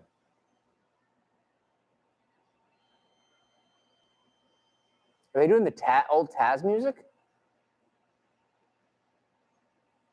NXT champion Tommaso Ciampa. Isn't it interesting that both Tommaso and Carmelo Hayes were members of the Uprising faction here in Boston Wrestling? Very interesting indeed.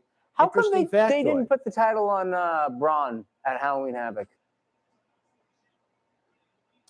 I wasn't watching it heavily enough. I don't know. Mm. I've been watching so little just of wrestling in general outside of what we do. I don't know. I haven't been keeping as up to date with it.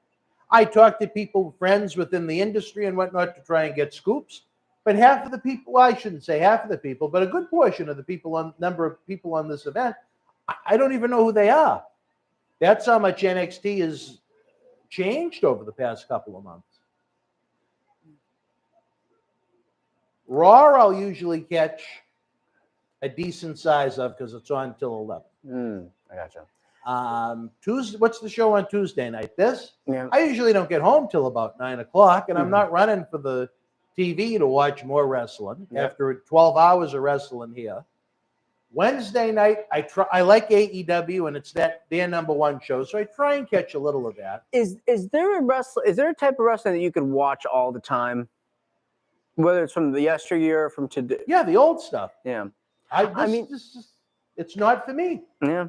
I mean, I wish it was. I wish it was for me, but it's not. You know, and I try to love it. And I'm the type of fan, and I think you're like this too. If I watch a match, when one stupid thing is done, it takes me out of it completely. The whole show. It's like I understand what you're saying. Because it's like watching a movie to me, and it's like you do one dumb thing. I mean, I get it, Dr. Doolittle, you know, they're talking animals, so you can say something, do something in court that you normally couldn't do.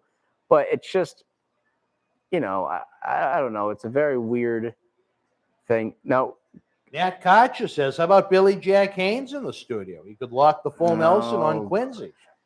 Billy Jack is amongst the missing. I've had some very, very interesting conversations with Billy Jack Haynes. How do you get in touch with him? He's probably been missing for about 2 years now, I'd say. But how do you even get in touch with someone like that? I talk to him, and nobody knows it. When I die, if people go through my phones and my emails, they're going to be like, wow. Wow, in a good way or a bad way? Interesting. Okay. Because you know where Nothing the bodies bad. You know where a couple bodies are buried. I do. But I mean, as far as anything bad goes, not especially, but just who, how, why, the nature of the conversations. How It's like people really I've are. said it before. I don't know if you've ever seen the movie, but I really like it. It's called Big Fish. That kind of reminded me of my life. What's it about? An older man that had this very wild, crazy, eccentric life. His son really didn't believe much of it was true. And then when he finally died and they had his funeral, all these different people from the different aspects and the different time periods and places of his life all came together for the wake and the funeral. And I think that's what our two junior ambassadors have to look forward to when the day comes when I'm around the corner at Gately Funeral Home, when the experiences of my life since probably when it really kicked into high gear in 1993 when I got involved in wrestling comes to be. Never mind my own personal life and so on and so forth, which has just been not as unique as my pro wrestling experiences, but I've met some very interesting people outside of this world too. It's like I have a magnet for the unusual in the macabre. And it keeps life interesting. I'll say this, while it might not always be great, it's never been a boring life. Billy Jack has insight on that 87 train tracks. Oh, he's talked about that a little bit. Like I said, if Billy Jack Haynes ever comes out of whatever the hell it is Billy Jack Haynes is doing, I would love to have him here on the set. But you guys, I'm telling you, are in for a treat. Tuesday, December the 14th, when the Berzerker is here. John Nord is a wild, crazy character. He's like a Quincy that was in the business. So I don't know what your schedule is like, but hopefully you can make it down for even a little. When's he come? When's his schedule? Like, he just here for a day? What's his? He's here for the Tuesday and the Wednesday, but the Wednesday he has to leave relatively early because of his flight home. What time's he? He's coming in Tuesday morning and he's leaving Wednesday night. I will come at least one day. You'll love it. Okay. I have not been this personally interested in a shoot, and I don't know how long, honestly. And that, I think you know me enough to say, there's sometimes we have people booked, and I'm just like, okay, we got an interview. This to me is like, yeah. I mean, it's people, like it's glowing. That's everyone's. Look, I have people that I've said to you, I think it'd be great, and you're like, eh. You know what I mean? Everyone's different. You know, I've still got a couple names that I know for a fact that you're never going to be hot on. But hey, that's Cool. life. I always think Bagwell would have been interesting. Don't tell. No. Don't say because he's a WCW guy. That was going to be my comeback. Because this is a worldwide phenomenon. The NWF. I'm going to sound like quits. The NWF is a worldwide phenomenon for the kids all around the world. What if I booked him and you interviewed him? Oh gosh, I don't know if I'd be ready to interview. Oh, now all of a sudden the opinion changes. Oh gosh. Look at Carmelo though. He looks. It'd be interesting. I feel like we would just be bullshitting the whole time. I have such great pride at this moment. Are you a fan of Gargano at all? In his abs? Until they turned him into a heel, I enjoyed his work. I remember. I don't like the way he sells, to be honest. When my good friend Warby at Hanson had me out to NXT Phoenix the night they won the tag team titles, I sat in front of his parents, and they seemed like very nice people from out in Ohio. I'll say this much for him: he's good for him for making it as far as he did based on his size. Gargano? He's a very small man, from what I understand. He looks small. Yeah. He's maybe he's not a big guy at all. I know Jim Cornette likes to call him Johnny Same Face, and he does kind of sell in that weird kind of way. But well, when it comes to Carmelo, he's had everything in the world working against him. And he found the success that he has right now main eventing this show. I remember when he was probably a good 20 pounds lighter, and that might be generous. That was his problem. And hold on, and he was basically doing the Michael Jackson gimmick. He did do that for a while. For a long time, right? And the boots, and he had the blonde tights. And my friend actually borrowed a pair of tights from him, I think. Might have been Bastard Murphy. And he said that they were he doesn't have much for legs. He said that these were like, he said that Carmelo Hayes looked at him and said, listen, you've got more meat than I've got back there. That's for sure. He was that thin. You remember how he looked? He was not packing up much size at all. No, him and I had a couple of fun road trips. Was he just a kid who was just he never ate much, or he didn't go to the gym, or what was his deal? Was he just a fast metabolism kind of guy? I don't know. You know? But I mean, probably from the first time I ever met him, I got on him about just getting thicker. Yeah, even if you get a little bit of change his height. Yeah, it is what it is. I even say, and I know some people would say, oh, you can't. I even think even thicker, you're going to gain a little bit of fat, but that's fine. It actually helps you. He needed it. If you have a little bit of fat, it actually makes the bumps in the rain hurt less. Seriously. No, I remember my last conversation with him very well. And I'm just, as I sit here watching this, just... Was he at a point where he was going to quit? With all the negative conversations we've had tonight, this makes me feel exceptionally happy. Was he at a point where he was going to potentially quit the business, or he didn't think he was going to make it? Oh, I don't think so, no. Was he always... If he did, he never shared that. Was he at a point where he was trying to at least say, well, I'll just do this to enjoy it, but I'm really not trying to make this as a... Okay. So he's always working to this point. Yep. So who's going to be the next guy out? I'm going to say it's probably going to be a babyface. Nope, I'm wrong. I'm wrong. Oh, no, it is babyface. It's Waller. I don't know. What's this gimmick, a boxer? I don't know who this guy is. That's the Waller kid? I can't remember his name. It says Waller on his tights, so that would be my guess. But it's rare that you see the babyface team get the advantage. It was always the crafty, and as I'm sure Phil remembers, J.J. Dillon trying to one-up the baby faces by winning the coin toss. What do you think about this guy from his look? He just looks like a regular guy. He's a good athlete. Whatever talent he possesses, I think the boxer trunks kind of take away from it. Oh yeah, I think the boxer trunks and the boxer, the shoes and the gloves, it doesn't help him. It's different, but I don't think it works for him. If he has talent, it's for him.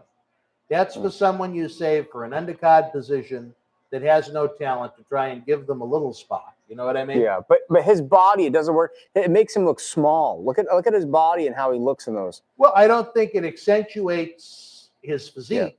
Yeah. Wrestling, anyone who goes into wrestling, your gear should always accentuate your positives. I mean, look at Carmelo. Now that he's put on that weight, he looks like $1 million and $1. He looks a lot better, yeah. You know, like even Gargano, he's in the small trunks. I would have, if I were Gargano, I would switch to lawn tights. You know who was a big fan of Gargano? Is it Phil? The little Dutch boy from Holland. Oh, Simcoe. Are they the same size? Pretty much, yeah. That's a pretty good analogy. I remember, like I said, when we went out today, he came with us to that Phoenix show with Vicente Ray Wasco in his breasts. And he was, I think it maybe somewhere inside made him feel good to see a little guy, you know, headline in a show or in one of the feature matches on a show that was to him big because it was pretty much sold out in Phoenix. And Little Dutch boy was with you in Phoenix. Yeah, he came to the what show was it? We went to Takeover because of Todd, and then I think Rumble was the next day, and then we went with Vicente Ray. It was a very interesting ride. We went through the desert from Phoenix to California, and we went to Universal Studios. How many years ago was this? About 2 years ago? Before pandemic?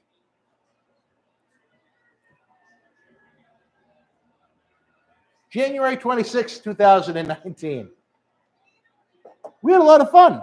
How long were you out there for? A week? Thursday? No. When I go, I don't go long. Thursday to Monday. Is that the last NXT takeover you went to? I think now you wouldn't go. No, I went.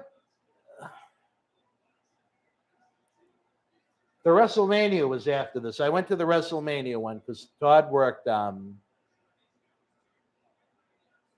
Ricochet and Aleister Black. And was that the last one I went to? Yeah, Pete Dunne in here. What do you think about that? Might have been the last one. What do you think about Pete Dunne? I really enjoy him. I just don't know where he goes from here. He got into incredible shape over the last few years. He leaned out quite a bit.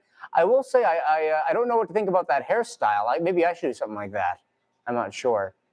With the long hair and the shaved side. I liked it too. I was thinking too. Yeah, I think you should go for it. Yeah, let's do it. No, I wouldn't say that would be my hairstyle. I would try to get more like Kevin Nash's Diesel in '95, if anything. So grow it out and dye it black. I wish I had more to add on Waller. But I know nothing about the man. If you guys ever booked Jason Rumble. Yes, we've had Jason Rumble with us in Boston Wrestling MWF. Good talent. He owns the slow. I think he made a mistake of taking on a persona that did him no justice. What do you mean by that? I think it turned a lot of people off. I think when he would, I don't want to use the word lie, but claim that he was Tony's son to people within the industry, that turned a lot of them off. But solid professional wrestler. Small guy. Very small guy. What's that now? Very small guy. I know that height. I know, and I don't know why, but for a long time he thought him and I had all this heat. I never personally disliked him for a day. What's up with the baby faces getting? They're. These are the baby faces, right? Yeah. It's the old God versus the new God. See, how about one more before we hit the road, buddy? I don't know. What number are you on? I think like 1 or 2 less than you. We got to whip him into shape, Charlie. And you know I'm a big fan of John Manicus, or John C. Manicus Riley. I don't think Pete and Kevin are related, Almighty One. They have a different spelling, I think. No, Pete Dunne and Kevin Dunn aren't. But yeah, I think Pete Dunne, he's just going to be a guy on NXT. They're never going to really do anything. Pete Dunne, he's just going to be a guy in NXT. And you know what? Maybe there's nothing wrong with that. No. If he can make 100, 150 grand a year doing this, is that a bad life? It's not a bad life. It's just if you want something more than that spot. Where's he going to go and do better? Only place AEW, but now AEW is so jam-packed. Thank you, Mr. Riley. A scholar and a gentleman as usual. Not like that Fancina. Look at Carmelo Hayes, ladies and gentlemen. What's up with her? You have against her now. You know what I mean?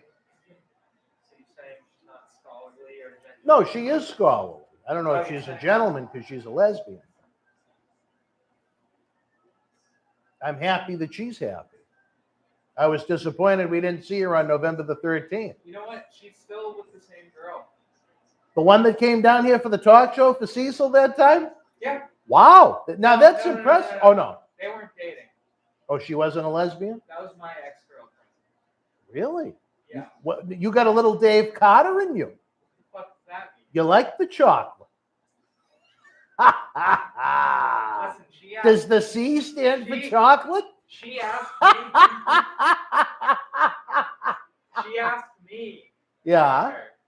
She asked you out. Yeah. All right. Well, and did you like it? Yeah, we're still friends. Well, I was going to ask Charlie, but I knew the answer.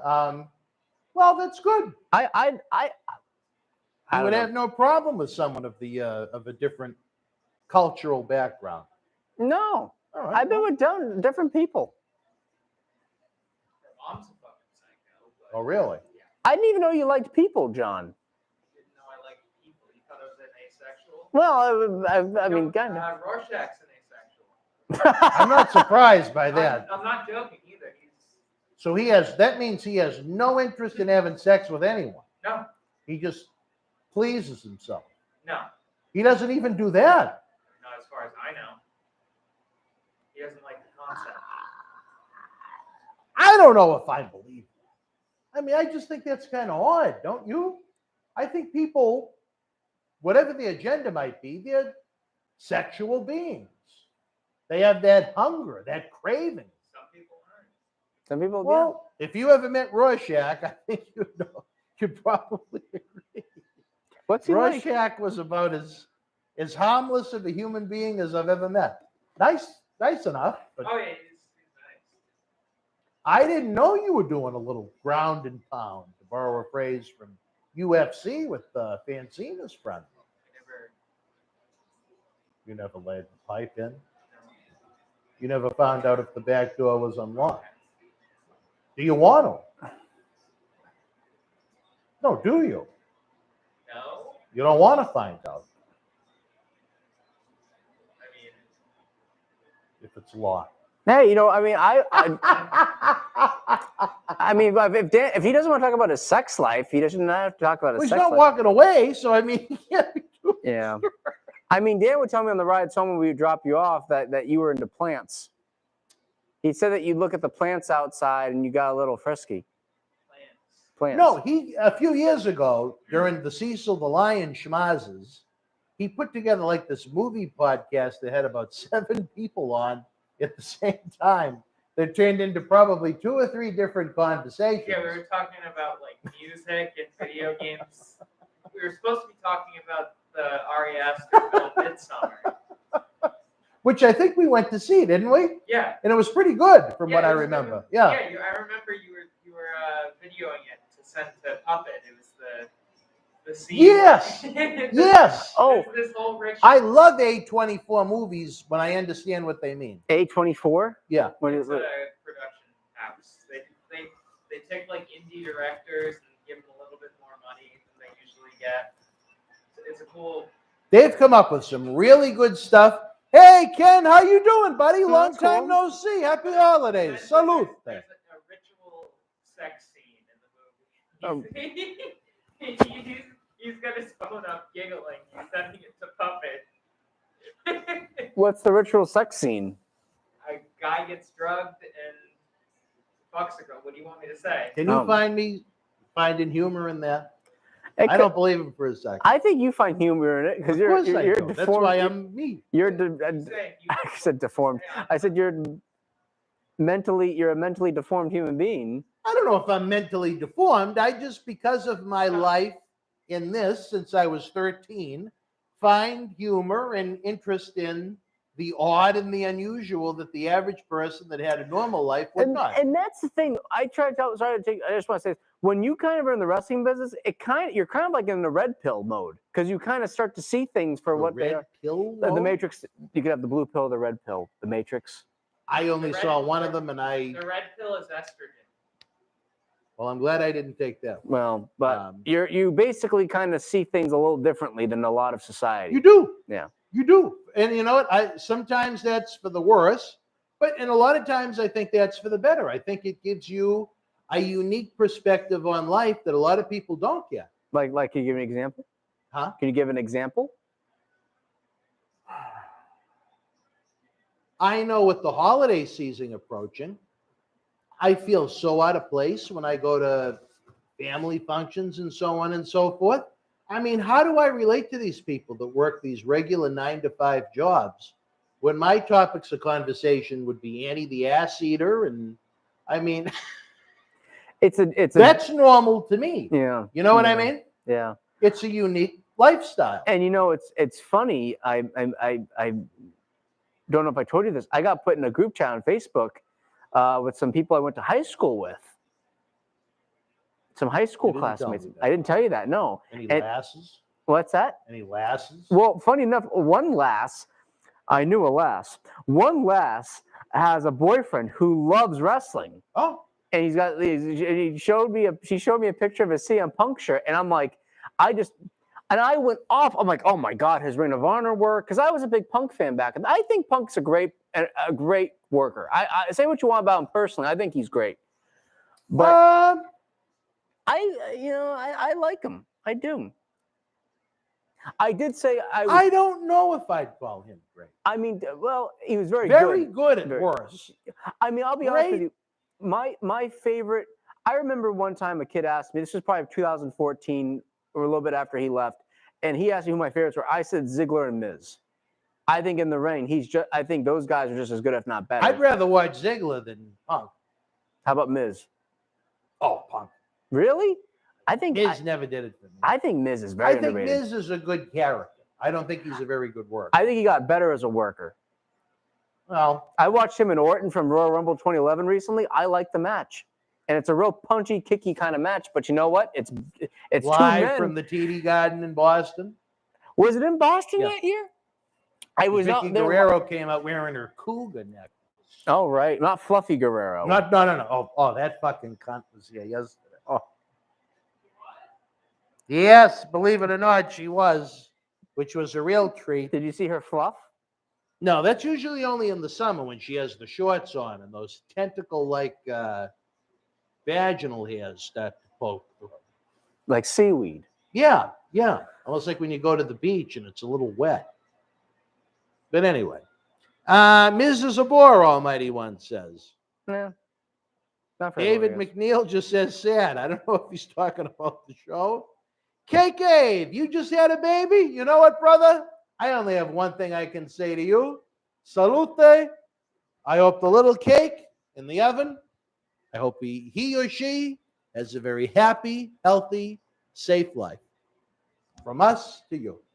Salute. Please. Anyway. Oh, so she was saying, "Oh, here's his CM Punk T-shirt," but I was trying to explain. I was going to tell them. I said, "Well, I know certain people in independent wrestling," and they kind of were like, "What does that mean?" And I said, They don't even know the term. Yeah. Well, I said, I know some people in the wrestling business, and they kind of looked. They kind of were. I didn't know if they knew if they thought that was a cool thing or a weird thing. Or if they were disgusted with you. Yeah, like maybe he does tricks for favors, like Phil. I don't know. Phil. You've gone to bed to get ready for your movie tomorrow. No, I meant as they might think I service people, and I'm Well, like, you think Phil services people? No, not Well, what, Phil. to come down here for the Christmas party Phil gets with John Cena Sr.? Well, I think John Cena Sr. I told him I know John Cena Sr. And I bet that always interests people, Yeah. even if they have no idea about anything about wrestling. Actually, The one fact person that you know someone that came from the loins. The first question I got was, "What do you think about John Cena's issue with China because he made that Chinese?" I thought you meant the woman. Yeah, no. But when they talked about China, Taiwan's not a country, which was a bad call for John. He just should have stopped. Yeah, Bad call for him, but Taiwan is a country. it is a country. Yes. He just should have stopped. Hey, Well, brother. Tibet. Do Cena should have called and said, "Hey, brother, Taiwan is a country, brother. John, listen, brother. My Fabo Pop gets made in Taiwan, brother." Do you think he calls his son brother? He might. He told me. He told me at the show. He said, it's really tough in these Asian countries. He has a sweatshop over there, and he lost a lot of good men in those shops. So, yeah. John Cena Sr. cares about his sweatshop workers when it comes to this Fabo Pop. I don't know if I necessarily believe that. I think I know where he gets it from. So wait, these guys were the heels? I thought they were the baby faces up until about 10 minutes ago. Waller. No, the Hayes. 2.0 guys are the Carmelo Hayes team of the heels. The Ciampa team is the baby. But wasn't Bron Breaker a baby face? Wasn't? I think it's almost like when they do the brand Survivor Series matches, to an extent, where it's the old guard versus the new guard. Ciampa looks fantastic. He's got into horrendous I think the shape. tights help him. Yeah, but even when he was in the trunks, I thought he looked good. He looks much better than Gargano. He looks like and nothing against Johnny, but I mean, he looks like a man. Do you think? Jesus Christ. Do you think Captain Lou looks like a man? No. Do you think I look like a man? Yes. Oh, thank you. I was ready for a no. I was telling, and again, this didn't come from me, but when he was on the show before, you had the fans razzing him that he looked like Pocahontas. Well, I remember one time. Yes, kind of a wild man that looked like he probably lived up in the woods with the little Dutch boy Wes Simcoe for a period of time due to the lack of haircut. But you at least look like a man. Rorschach's video game. I don't know about Rorschach. Rorschach is a horse of a different color. I think I look like a soy boy. A what? A soy boy. A soy boy? Well, if I shaved my face and grew up my hair, I'd look like a soy boy. I remember you from when you had the spiked. Yeah, I grew that. And I thought, and to be honest, I think it made you look a little younger. Yeah. The whole stereotype of soy boys is that they have the shitty beards. Oh, really? Oh, maybe Yeah, that like- could be. Like Yeah. the short. I don't have a shitty beard. If I grew out a beard, I'd actually have a nice beard because my, Like one of these bad. yeah, one of those. That's why I shave. What does your beard look like, John C? I've never grown it out. I see where it starts growing. I'm like, okay. Time to shave. Well, I will say this. I think Captain Lou, maybe Captain Lou will come in the studio one day. He'll be all jacked with a big beard and his, maybe he'll come in. He's too much of a pussy. You think he'll go back to Sharon? To who? Sharon. Who's Sharon? He may need it at this point. He's got no other money coming in now that wedding season is over. Who's Sharon? Some pig that worked at Shaw's. Come on, she's nice. How many pigs work at Shaw's according to you two? What a fuck pig. Muriel's a pig. I don't know if you've ever. Which one's that? She's only there in the mornings. Really? Whoop! Yeah. Let me tell you, Well, if I'm not Charlie turning heel, listen to this. me turning heel? Charlie, one of the nicest people, honestly, I've ever met, turning heel. I don't see it I happen. think I'm too nice for the wrestling business, to be You honest. are. You're like, I hate to say it, but one of the few compliments that Linda Mirade ever paid me was, I don't know if I've ever told you this. She said to me, "You're so much better than those people." Yeah. And I was insulted at first. I said, "That's my brotherhood." Well, I think She goes, "Most of them are scumbags." And I thought about it and I said, well, as someone that doesn't get it, I can understand where she's coming from. The ones And that I are- took it as a compliment. The ones that are good are good. Yeah. Now, how many of John's were you pounding, John said? In the back room? 0. None. Well, you have to say that. Your mother still works. Tell us off the air. We're kind of interested to know. God, I can't get over how terrible Waller looks in that gear. That looks so shitty. It almost looks like he's, and granted, it is a gimmick match, but it almost looks like he's doing a gimmick match full time. It looks like he's just dressing up as Halloween, and he hasn't gotten the memo Halloween was 6 weeks ago, brother. Almighty One said, "I grew a beard and I thought I was Dan Mirade one time." Almighty One, I feel sorry for you, brother. If you wake up in the mirror and you think you're seeing this back in the reflection, call the eye doctor immediately. Dan, my mom was talking about Cecil on the ride over here. Oh, what happened now? There's cocaine issues? No, No. she was talking about how reliable he is at Shaw's. As far as showing up, as much as I don't like him, I'll give him that. He's a reliable person as far as showing up for work goes. You know what she's doing? You'd almost wish he would call out. You know what she's doing for him? Wishing he'd die. No. Since all of his like vacation time for the rest of the year, like when the year ends, the vacation time resets. She's giving him a day off a week. That's paid. A paid day off a week. Does she realize how many times Human Resources has had to send him home on quote unquote vacation? She knows how to manage him. Or she's learned the magic. Whenever she sees that short fuse burning on Cecil, she's right there to pinch it out. Oh, well, your mother must be a smart lady then, much like my good friend, Mrs. Wilson, Yeah. who seems like another smart lady. What's that? Did you pick up your rug, by the way? Yeah, it's home. It's home. Was it the navy blue one? There's one order under Wilson that was one navy blue rug, and then there's another one that was 2. There was one rug, and it was navy blue and red. Yeah. And it was picked up after the 13th. I looked that over myself, Charlie. Oh, good. If there's anything So I can know that there might be some John C on that rug. Essentially, there might be some. It's a nice. It was. What kind of thread was in the rug? I don't know. That's the thing. But thank you. But it David, it was a this good is job. hold on one second. Important note to make.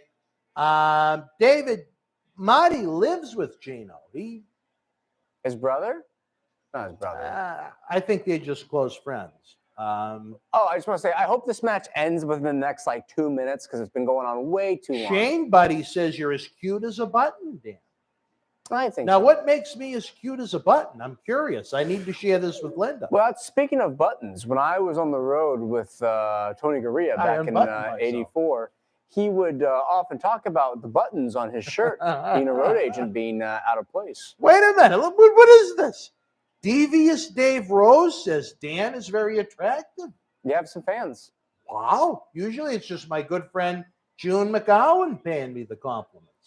What has changed? Is it the shirt? Should there be an MWF calendar with your likeness for every month? I highly doubt it.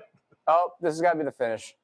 Please, God, just end it. Tom said Danhausen. I don't know if that's a question or a statement, but do you like I have actually turned into a fan of that guy. You're a Fanhausen. Yeah. He throws. John C. would like Danhausen. I don't think John C. cares for wrestling, but I think John C. would like Danhausen. I think he'd be fun in studio. And character. Yeah. Oh, yeah. People have done interviews with him without the character. It ruins it for me. I refuse to watch anything with him because a guy like that needs to be in character all the time. He's like a comical Count Dracula. Yeah, I would never have him wrestle, especially a top program. But as a character on the show, he's brilliant. I'd say the part of the little I've seen of wrestling, the part I like the most is the promos. Really? You'd like him the most then? Not. Yeah, then you probably would like him an awful lot. I haven't seen a lot of the modern ones, but you see all the classic ones. Yeah.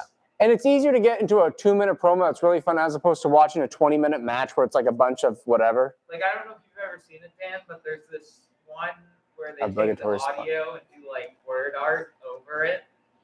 It's Professor Scott Steiner. Yes. Oh, I've seen that. Yeah. Where he's like, you take your 33 and a third chances of winning at sacrifice. Mm. I've seen that. That is funny. I love that. Almighty One says, I wore Dan's shirt to work last week and got good compliments. Well, hell, I'm a trendsetter. I love it.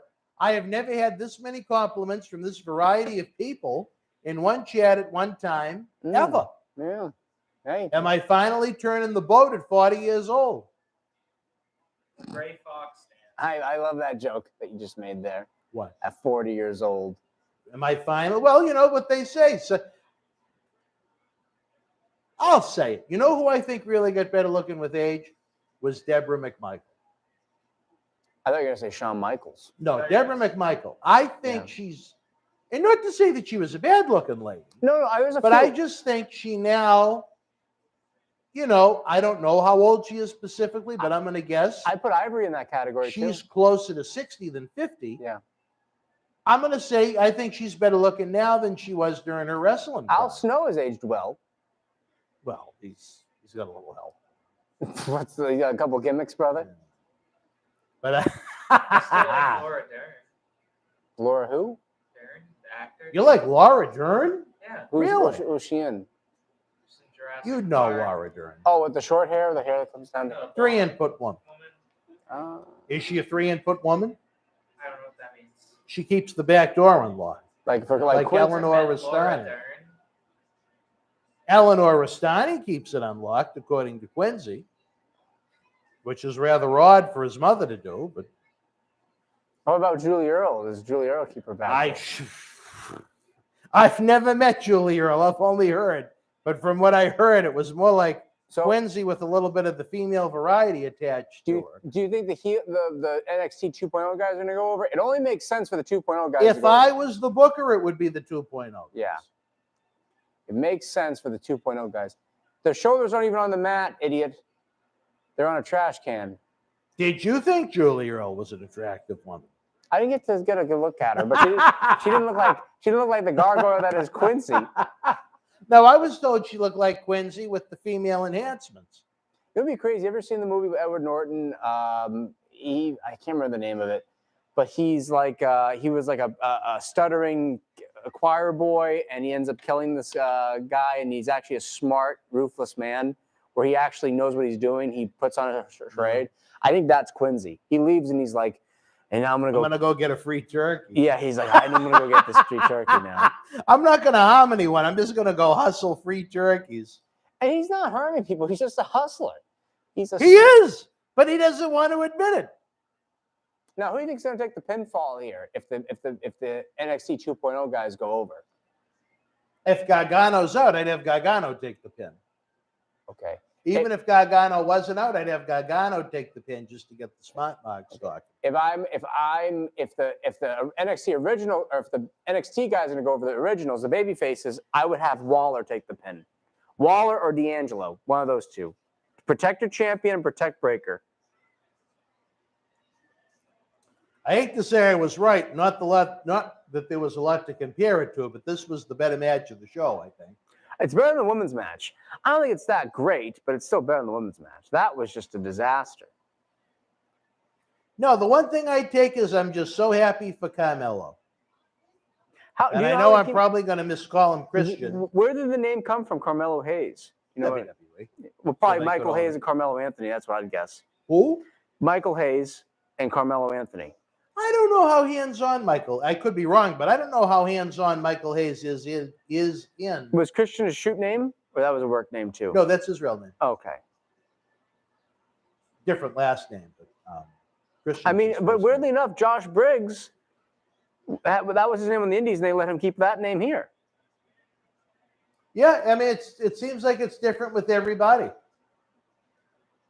But Christian's someone I could see them wanting to keep for a long time, so why not own his name? Yeah. You know, I would want to if I was WWE. Some of the names they've come up with over the last several years have been very odd. I think Carmelo Hayes is kind of a cool name. No. I don't disagree with you on that one. But like they almost sound like porn star names, Killian Dane and LA Knight. Was Killian Dane? He never used that before WWE? I don't know. I don't know I don't European believe so. wrestling. But I all could that literally, Dan, I'm not lying. I could give you a list of porn star names and say, are they NXT names or porn star names? And you may not know. Okay, here's one. Cade Maddox. Put him into your Google machine. Cade Maddox. Cade Maddox. Who the hell was that? Is he a porn star or is he a? Oh, is he an I NXT know. guy? And they had, what was the Raw GM's name? Greg Maddox, I think, but I don't know Cade Maddox, I guess. Now, what do you think about Slick Wagner Brown's breast? Oh, Christ.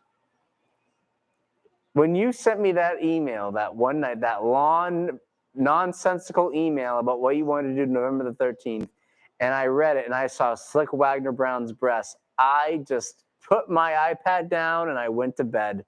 You went to, why did you go to bed? I didn't go to bed. I just shook my head and I said, I should go to bed. Because they jiggle. You are obsessed with this man's chest. It's not my fault he has them. But why are you obsessed with them?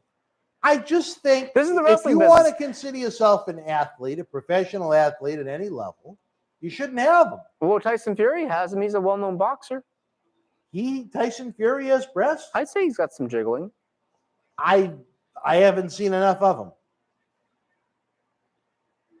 I just think, you know what, at the end of the day, it's a cosmetic business along with the athleticism that goes along with it. I understand that. I respect When you it. become t-shirt wrestler, I just...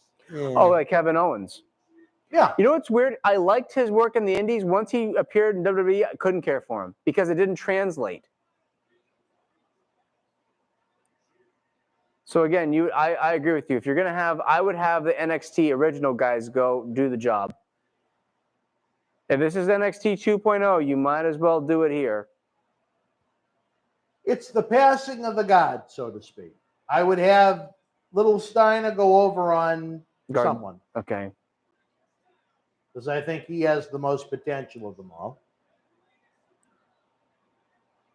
Personally, I'd like to see Carmelo go Look at that. over. Look at that smile afterwards. But I like as that. a businessman, I would have, where I think the most marketable of the new guys is, what's his name, Breaker? Braun Breaker. I would have him go over But on someone. Christ, this is a 40-minute match. End it. End it. See, relax, brother. Is that the cup or you? Oh, the Red Bull. All right. Isn't it funny, though, that when you look back at the history of their careers, both men came from the same faction right here in Boston wrestling? I think that's pretty cool. Oh, nice spot. Years apart, though, right? Yeah. I always believed in Tommaso. When we had the chance to have Daniel Bryan come in as the United States champion in WWE, there was very little doubt who I wanted to put him with. And with Carmelo, Christian Casanova, you know, what I wanted to do with him before coronavirus struck, it would have been great for him. Not that he's not doing obviously fantastic. Good finish. Good. And he pinned, you know what? Makes sense. Good booking. Yeah. He pins the NXT champion. So a return and I'm trying to think of when their next takeover would be. Would probably be, what month are we in now? December?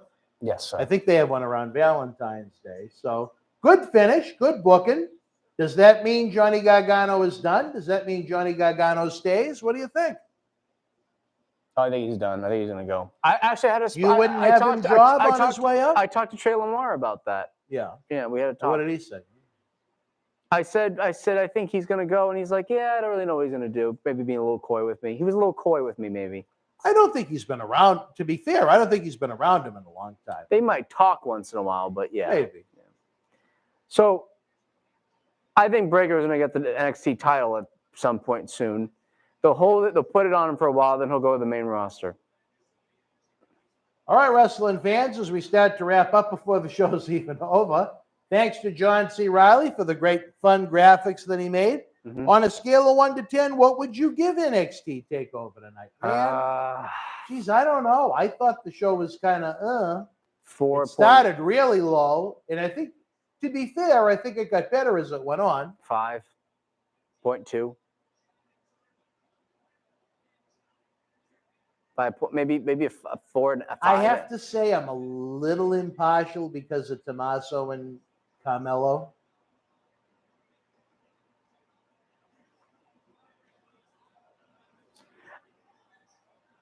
I think I'll give it a 6. I would have probably gone with like a. I know you hate when I do like a halves, but if You I need to do that. You can't do it without it. yeah, like a 4.5 4.5. ish. Sorry, What do the people in the chat say? I can, guys. Let me ask you on a scale of 1 to 10. Wow, Shane gave it a 2. Suing Lou gave it a 10. Suing low, my God. I don't know if I would have given it a 10. I don't know what show you were watching, but A 2 and a 10. But that's how divisive this kind of wrestling is. It's very love it or hate it. But a lot of people don't, well, maybe Gargano's going to do the job on TV this week if he's on his way out, if he doesn't resign. Maybe he's headed to one of the main brands. Maybe he's going to stay on NXT with the renewed push where he doesn't look like a fucking idiot every week. Tony D'Angelo looks like Bo Douglas if he was in shape. Well, don't even get me started on that. All right, folks, we got about 30 seconds. Give me your scale of 1 to 10. We got to hit the road. I've been here since 9 something this morning, so it's going to be a little, after I visit the satellite office, a little of this for old Marty. No Scale satellite of 1 to office. 10. What's that? No satellite office for you. No satellite. I didn't earn it. We're going to go straight home. I didn't earn the satellite office. You got to take a break, brother. I haven't been in a while. What, a week? Was that the last time I saw you? Yes. All right, well, week, yeah. I think the satellite office is too much. Have you seen Super Size Me? If you realize that there's some days I have nothing Oh, you could remedy other that. than apples and carrots. Well, I'm like a rabbit, I'm gonna a give giant I'm rabbit. gonna bring you some oats. I don't need any oats. Gonna call you All right, Seagull guys, Kid. come on. Give us a scale of 1 to 10. We got to wrap it up. John C. Riley's ready to pound a little chocolate, apparently, after what he was telling us tonight. He enjoyed the experience. Well, all right, guys. Tell us last few seconds. 6, Tell us. 4.5 on our end. Sue and Lou gave it a 10. Shane gave it a 2. The Almighty One gave it a 4. I'm going to guess there were a lot of you that were watching that weren't even watching the show, which I think is ultimately pretty sad, don't you? Well, I mean, That they'd rather listen to us than watch WWE. every show comes down to you and I talking about nonsense while the show goes on. Have you noticed that? Sometimes it depends on how good the show is. I mean, I'll say this: if we were watching what's a great all-time show for you? WrestleMania 3. Okay, would you talk about Captain Lou as much, or would you be like, "Wow, look at this"? Maybe during the Killer Bees match. I mean, I'll say this: the last great show I watched, I told you, Clash of Champions 1. Take out the Dusty Rhodes Road Warriors match because that was garbage, but everything else was fantastic. Particularly the last Which two one? matches. Clash of Champions 1 from '88. Oh, okay. The one that Yep, won yep, against 4, WrestleMania 4. Everything yep. Or except the day of. Yeah, everything except for that Road Warriors match was great. Was very good to great. Particularly the last 2 matches, which were the tag title and the world title matches. Is the man right there. Right He's a now. star, isn't he? You know what I used to tell Christian, funny enough? I said, you sound like him. His voice? Yeah. He's got a fairly deep voice. All right, guys, we are running out of time. We had a pleasure having you here. The week schedule ahead, man, I can't even begin to tell you. I know we're going to have content Monday night, Tuesday all day, Wednesday night, Thursday all day, Friday night, Saturday night. Next Sunday, barring an act of God, we're probably not going to be here because I'm probably going to be in the air. I have to go to New York and to Florida this week to try and do stuff for you guys. But I'll tell you this, 2 weeks from tonight is the live Christmas party where we'll draw the winner of the 2021 Paul Bearer Holiday Headlocks Cyber Toy Drive. 1 fan wins every prize in the jackpot. Head on over to bostonwrestling.com now. I'm going to put the link up one more time before we go. Get your raffle tickets now. Let's help update Santa Claus's GPS so he finds every kid's list in 2019. I think that's a pretty great way to honor the memory of our great friend Paul Bearer, who we miss each And every day, he was like a second dad to me. I love him. I still miss him. I wish he was around with us, but that is a different story for a different time. The raffle tickets are as low as $5. You can win thousands of dollars worth of prizes. If you look at that list right now, there's probably what? 1, 2, 3, 4, 5, 6. There's 16 prizes already listed, and there's only going to be more and more and more. So for my friend, the man that loves to take me to the satellite office, Mr. CW himself, Charlie Wilson, for the man in the booth, John C. Manicus Riley, for that worthless bird seat, fucking tooth sack of shit, Captain Lou Data, I'm Dan Marty, until we speak again, folks, you and yours be well, be healthy, Merry Christmas from Boston, good night. I'm glad you came. Bye, I like everyone. what you said about Phil.